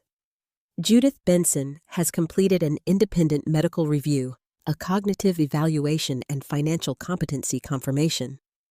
All support her full capacity to manage her personal and trust affairs." Randall's mouth tightened. He had expected vulnerability. Susan had brought documentation. She slid copies across the table. Dr. Elaine Porter's statement. Dr. Meredith Shaw's cognitive report. financial advisor confirmations. Mark looked at the papers, but did not touch them. I never said Mom was incompetent. I turned toward him. Your lawyer did. Randall cleared his throat. My letter raised concerns based on information provided by my client. Susan looked directly at Mark. Then perhaps your client should be more careful with the information he provides. The room went quiet. Thomas Reed opened his folder. Susan continued. Now to the trust. Effective Monday, Judith executed a lawful amendment under the protective clause of the Benson Family Trust. Mark blinked. Lauren sat up. What amendment? Mark asked. Susan turned one page. You have been removed from your limited co-trustee and administrative roles. For a moment, Mark did not move. It was as if the words had reached him but not entered. Then he laughed once. No, Susan did not blink. Yes, you can't do that. Judith can. She did. Lauren leaned forward sharply. On what grounds? Susan slid another document across. Pressure to sign expanded authority. Attempts to undermine Jew authority. Attempts to undermine Judith's capacity. Evidence of trust assets being represented as anticipated leverage in connection with personal business debt. The protective clause is explicit. Judith's capacity. Evidence of trust assets being represented as anticipated leverage in connection with personal business debt. The protective clause is explicit. Randall picked up that document quickly. Mark looked at me. His face had gone pale. Mom, what did you do? I felt the old pain rise. My son asking me like I had wounded him, not like he had forced my hand. I protected the trust. From me. The room held its breath. I answered quietly. Yes. Lauren made a sound of disgust. This is absurd. Judith is being manipulated. Susan's voice sharpened for the first time. By whom, Mrs. Benson? Lauren looked at her. By you. Susan smiled faintly. Interesting, because the documents Mark brought Judith were drafted by counsel you selected, not by me. Those documents would have broadened Mark's authority over assets he had already discussed with a lender. Randall turned to Mark. Is there a lender issue I need to know about? That was the first crack. Lauren's head snapped toward Mark. Mark said nothing. Susan placed the Victor Lang inquiry on the table. Victor Lang, Charlotte Condo Project. Anticipated access to family-held real property following trust restructuring. Randall's expression changed. Not dramatically, professionally, but enough. Mark whispered, that was preliminary. I looked at him. You promised my cabin before I gave you permission to touch it. I didn't promise it. You used it. I was trying to save my family. I leaned forward. No, Mark. You were trying to save your image. His eyes flashed. Lauren turned on him before he could answer. You said you had this handled. The sentence hit the table like a dropped glass. No one spoke. Even Randall froze. Lauren realized too late what she had said. I looked at her, then at Mark. There it was. Not grief, not concern, not love. You said you had this handled. For the first time, everyone in the room saw the machinery beneath the manners. Mark closed his eyes briefly. Then the conference room door opened. Grace stood there with Patricia behind her.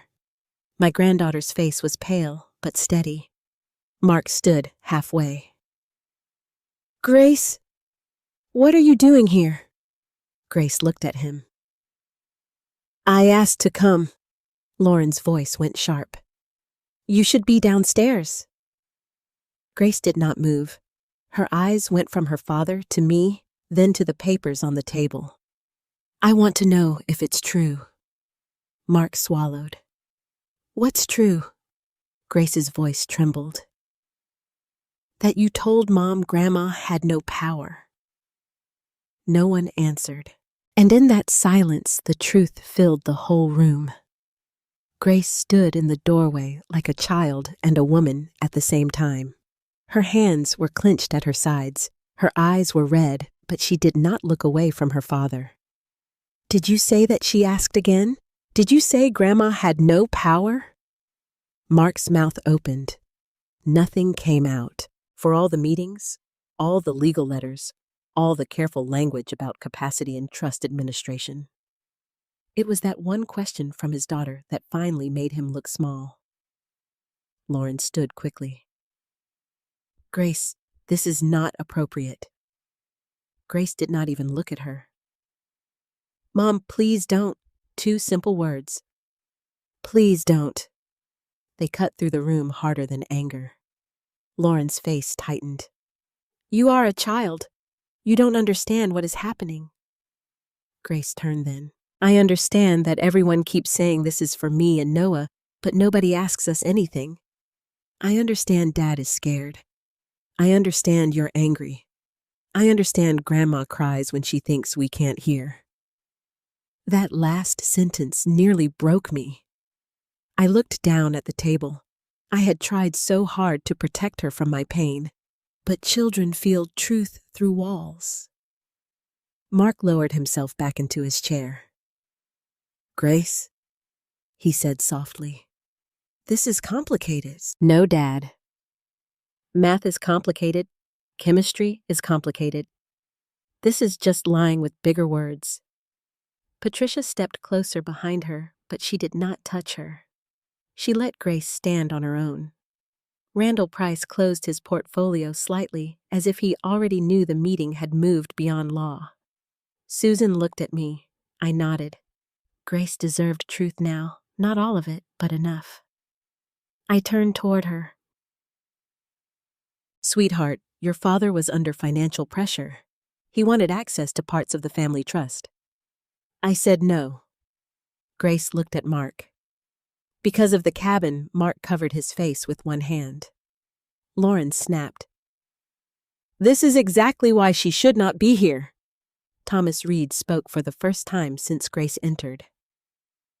"Mrs. Benson, the minor, is already affected by the matter. Pretending otherwise will not reduce harm." Lauren stared at him like she wanted to erase him. Then the door opened again. Noah stood there. Behind him was Patricia's friend from the lobby, a kind woman named Mary Ellen, who had agreed to sit with him downstairs after Patricia called her in a panic. Noah's baseball cap was twisted in his hands. His eyes went straight to me. "Grandma?" I stood without thinking. "Noah?" He crossed the room quickly and wrapped his arms around my waist. He was 11 too old to be picked up too young to be carrying adult fear. I held him as tightly as I could without frightening him. "I'm sorry," he whispered. "For what?" "I don't know." That was when I cried. Only for a second. I pressed my hand to the back of his head and said, "Then you do not owe an apology." Mark made a sound from across the table. Not a word. A breaking sound. Noah stepped back, but stayed near me. Grace came to my side too, and for one brief moment, both children stood beside me while their parents sat across the table. That image did something to Mark. I saw it happen. Until then, he had looked angry, cornered, defensive. Now, he looked afraid. Not of losing money, of being seen. Grace looked at him again. "Dad, did you try to take Grandma's cabin?" Mark flinched. "No." Lauren exhaled sharply, relieved at the denial. Then Mark added, "Not take it." Lauren turned to him. "Mark." He ignored her. "I didn't think of it like that." I sat slowly, my arms still around Noah's shoulders. Mark stared at the table. "I was in trouble." The room became completely still. Randall leaned toward him. "Mark, be careful." Mark laughed once empty and bitter. "I think we're past careful." Lauren's face went white. "Do not do this here." Mark looked at her. "Where, Lauren? At home, where we whisper in the garage, in the bedroom with the shower running so the kids don't hear. In the car where you tell me I'm useless if I don't fix it. Her mouth fell open. Grace began to cry silently. Noah pressed closer to me.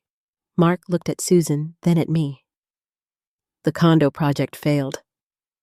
His voice was low. I thought it was temporary. Permits got delayed. Costs went up. One investor pulled out. Then another. I signed personal guarantees because I thought I could close 2 big deals and cover the gap. Susan did not interrupt. Mark swallowed. I couldn't. Lauren's eyes flashed. You said you had a plan. I did have a plan. To use my mother? I said. He closed his eyes. No denial came. That silence was the first honest thing he had given me. When he opened his eyes, they were wet. I told myself it was temporary. I told myself the trust was family money anyway. I told myself Dad built it for all of us. He built it to protect all of us, I said. I know that now.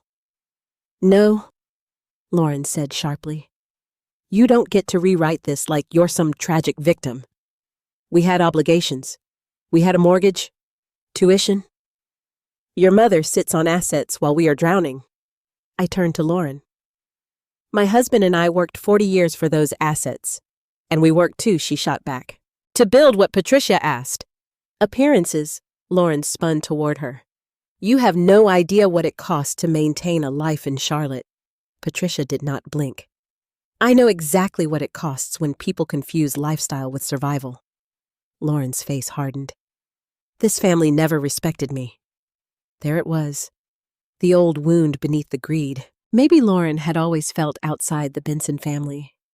Maybe she had always believed money would make her secure where love had not. Maybe she thought controlling the trust would finally make her equal to a dead man's memory. But pain does not excuse cruelty. I said, respect is not proven by handing you a cabin. Lauren looked at me with something close to hatred. You always treated Mark like a little boy, and you treated him like an ATM with a pulse. Mark whispered, stop, but the truth had already entered the room. Lauren stood. I am not staying here to be insulted. Grace stepped forward. Mom, did you know Dad was telling people Grandma was confused? Lauren's mouth tightened. I knew your grandmother was becoming difficult. Grace recoiled like she had been slapped. Noah whispered. Mom! Lauren grabbed her purse. You two can believe whatever performance you want. But when this family collapses, remember who refused to help. She looked at Mark, and you. I told you not to let this get away from you. Then she walked out. No goodbye. No apology to her children. No glance back. The door closed behind her with a soft click. Somehow, that was worse than a slam. Mark did not follow her. That was the first choice he made that day that looked like change. He sat there, shoulders collapsed, eyes fixed on his hands. Grace wiped her face. Dad? He looked at her. I'm sorry. She shook her head. Don't say that like it fixes it. He looked wounded, but he nodded. You're right. Then he turned to Noah. Buddy, I'm sorry. Noah looked at the floor. Did you want to sell Grandpa's place?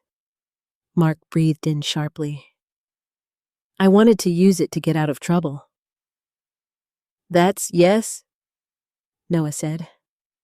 Mark covered his mouth and nodded. Yes. Noah moved closer to me. That little movement hurt Mark more than any legal document could have. Finally, he turned to me. Mom, I had waited weeks to hear that word without strategy behind it. Now that it came, I did not know if I could bear it. I was scarred, he said. I know. I was ashamed. I had waited weeks to hear that word without strategy behind it. Now that it came, I did not know if I could bear it. I was scared, he said. I know. I was ashamed. I know that too. I thought if I could just get control long enough, I could fix it before anyone knew. You tried to fix a lie with another lie. He nodded, tears running down his face now. I did. And when I would not sign, you questioned my mind. His face crumpled. I told myself I was protecting the family. No, you were protecting your pride. That struck him hard. But he did not argue. I'm sorry, he whispered. I looked at my son, my only child, the man who had hurt me in ways I had not known a child could hurt a mother. I wanted to reach for him. Every instinct in me wanted to stand across the room and put his head against my shoulder, the way I had when he was small and frightened by thunder. But Charles's letter lived inside me now. Love must not make us blind to patterns. So I stayed where I was. Markway said an apology is a beginning. It is not a repair. He nodded slowly. What do I do? Susan slid a document across the table. You begin with full financial disclosure, then counseling, then a written acknowledgement of what happened. No challenge to your mother's capacity. No attempt to access trust assets. No using the children as messengers or shields. He looked at the paper, then at me. And if I do all that, then maybe, I said, we begin learning whether trust can grow back. Grace took my hand under the table. Noah leaned against my shoulder. Mark saw it. His eyes filled again, but this time he did not ask for comfort. Good. Some pain should be felt before it is soothed. Randall Price cleared his throat.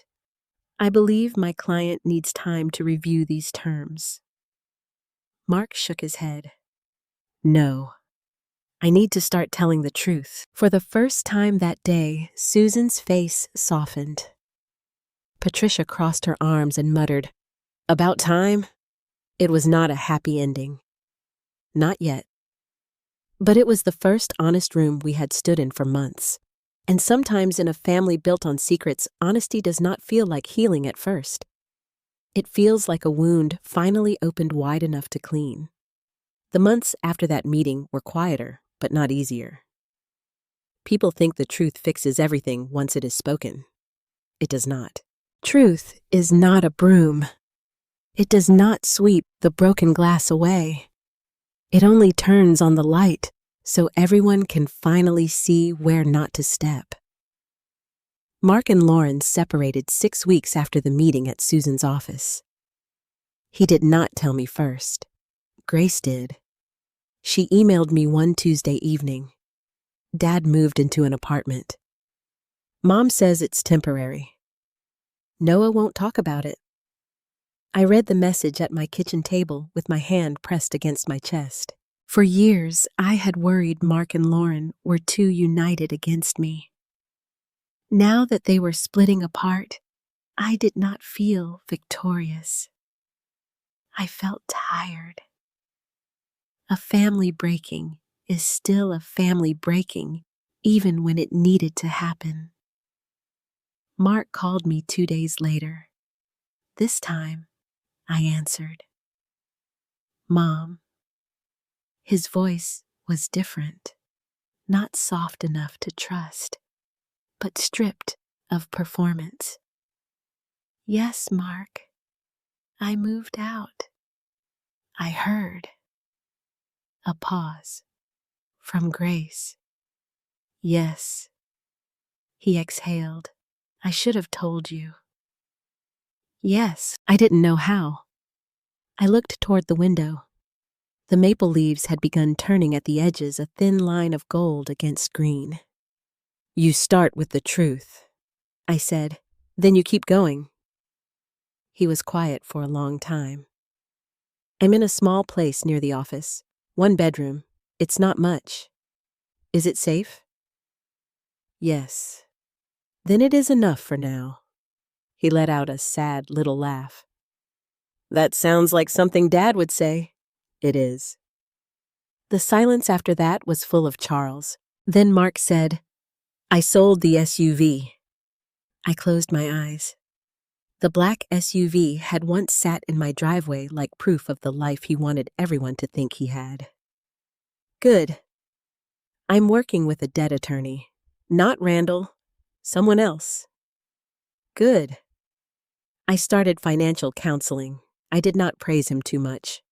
That would have been old Judith, the mother who rewarded the smallest responsible act because she was desperate for proof her son was still good. Instead, I said, that is a necessary step. He heard the difference. I know. Another pause. Then he said, Lauren is furious. I imagine she is. She says you destroyed our marriage. No, Mark. I know. Do you? His voice broke slightly. I'm starting to. That was the first honest conversation we had after the meeting. It lasted 11 minutes. He did not ask for money. He did not ask about the trust. He did not ask me to speak to Lauren. When we hung up, I sat very still and let myself feel the small relief, but only a small one. I had learned not to build a house on one apology. Grace and Noah began visiting me again every other weekend. At first, Lauren resisted. Then Mark, perhaps under advice from his counselor, or perhaps from guilt, insisted the children needed stability. Patricia helped with transportation when things were tense. Sometimes, Mark brought them himself and stayed in the driveway. Sometimes, Patricia picked them up from a shopping center, so Lauren would not have to look at me. I accepted whatever got the children safely to my door. The first weekend back, Noah walked into my house and stood in the hallway like a guest. That nearly killed me. This is still your home too, I said. He nodded, but he did not move. So I did what grandmothers do when words are too heavy. I made biscuits. Within an hour, Noah was at the counter, cutting dough with a juice glass flour on his elbows, asking if Grandpa Charles had really dropped an entire turkey one Thanksgiving. He did, I said. Did he say a bad word? 3. Noah smiled for the first time all day. Grace was harder. She helped me fold laundry that evening, though I told her she did not have to. She stood beside me in the guest room, smoothing towels too carefully. Grandma? Yes, sweetheart. Do you hate Dad? The towel in my hands stopped moving. No. Do you hate Mom? I folded the towel slowly. No. Grace looked at me, how I sat on the edge of the bed and patted the space beside me. She sat. Hate takes up too much room, I said. And I need that room for you and Noah. Her eyes filled. But you're still mad. Yes. And hurt. Yes. So what is forgiveness? I thought about that for a long moment. Maybe forgiveness is when you stop letting the wound decide every choice. It does not mean pretending the wound was never made. Grace leaned into me then. Not like a little girl, like someone exhausted from standing too long. I put my arm around her and said nothing else. Some answers need quiet around them. By December, Mark had completed his first round of financial counseling. He sent Susan the documentation, not me. That mattered. He was learning the new road. He also sent the written acknowledgement. Susan called before forwarding it. Are you sure you want to read it today? No, I said. Send it anyway. It was 3 pages. Not perfect. No apology ever is. But it named things. I pressured my mother to sign documents she did not fully understand. I allowed my financial fear to justify dishonesty. I spoke about her capacity unfairly. I involved family assets in discussions with a lender before I had any right to do so. I hurt my children by using them directly and indirectly as emotional pressure. I read those lines once, then again. Then I placed the letter beside Charles's in my desk. Not because they were equal, because one warned me. The other proved the warning had finally been heard. In January, Mark came to the Asheville house alone. He stood on the porch with his hands in his coat pockets, looking younger than 42 and older than I had ever seen him. I'm not here to ask for anything he said before I could speak. Good. He almost smiled. I deserved that. Yes. He looked past me into the house. I miss this place. I stepped aside. You can come in for coffee. He did. We sat at the kitchen table where so much had happened without saying much at first. The silence was awkward but clean. That was new. Finally, he said, I don't expect you to trust me. I wrapped both hands around my mug. Good. His eyes lifted. I said, then we finally understand each other. He nodded slowly. I want to earn some of it back.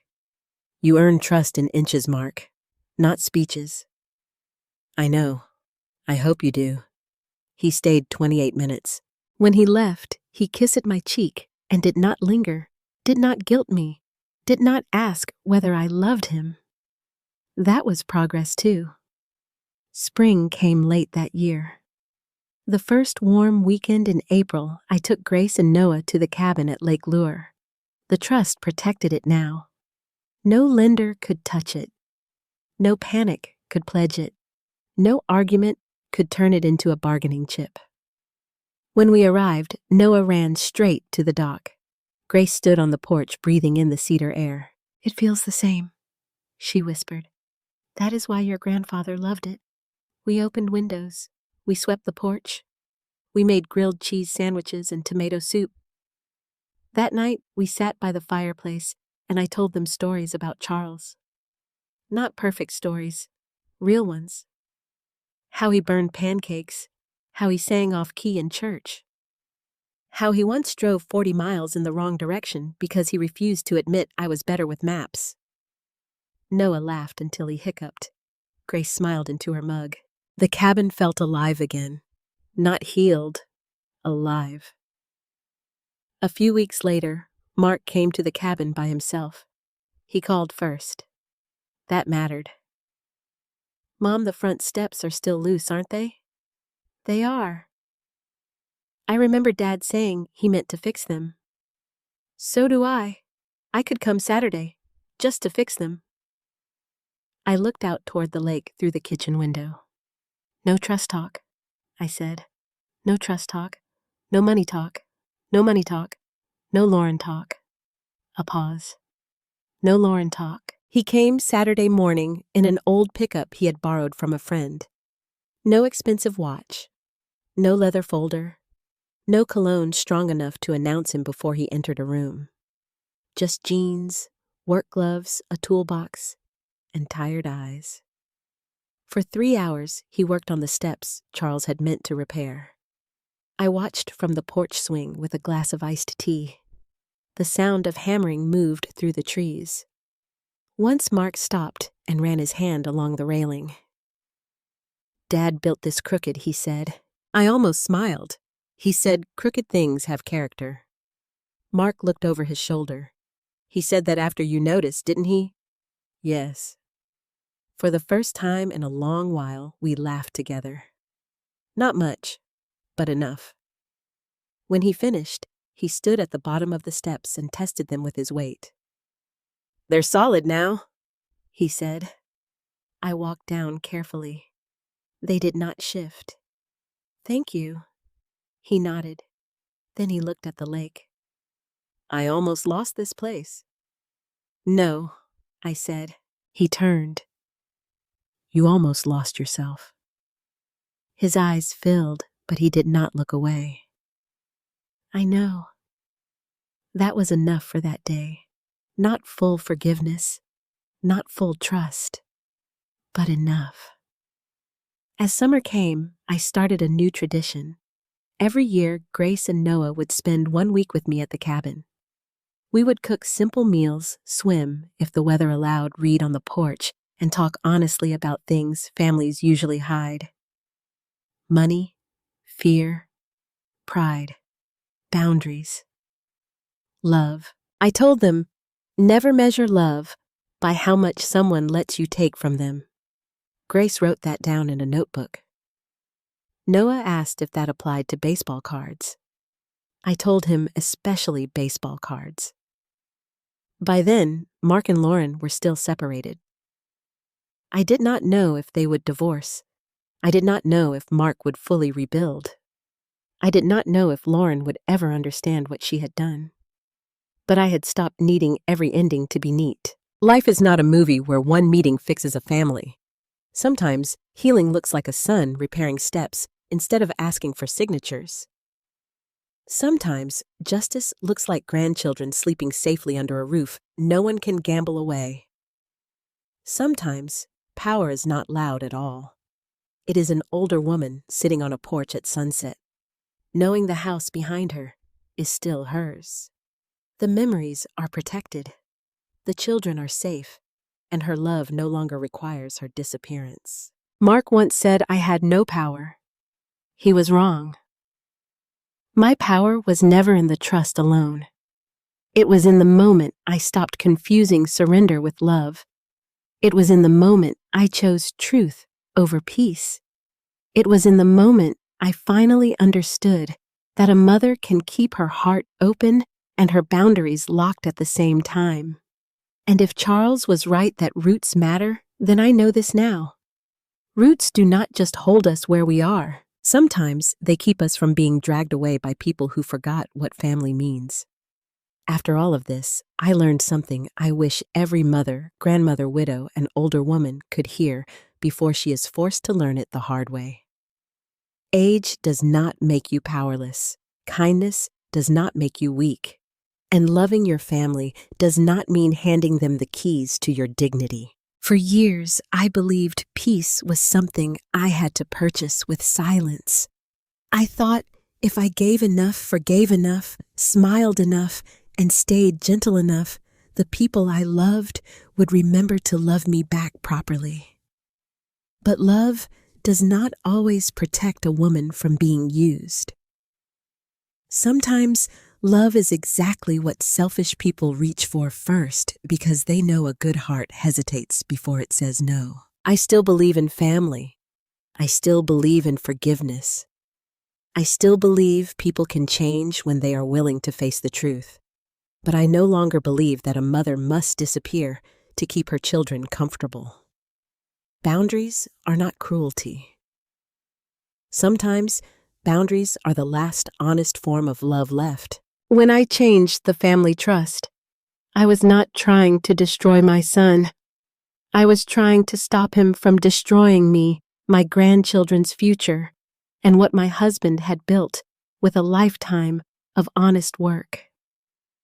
That decision broke my heart, but it also gave my family the only chance it had to heal on truth instead of manipulation.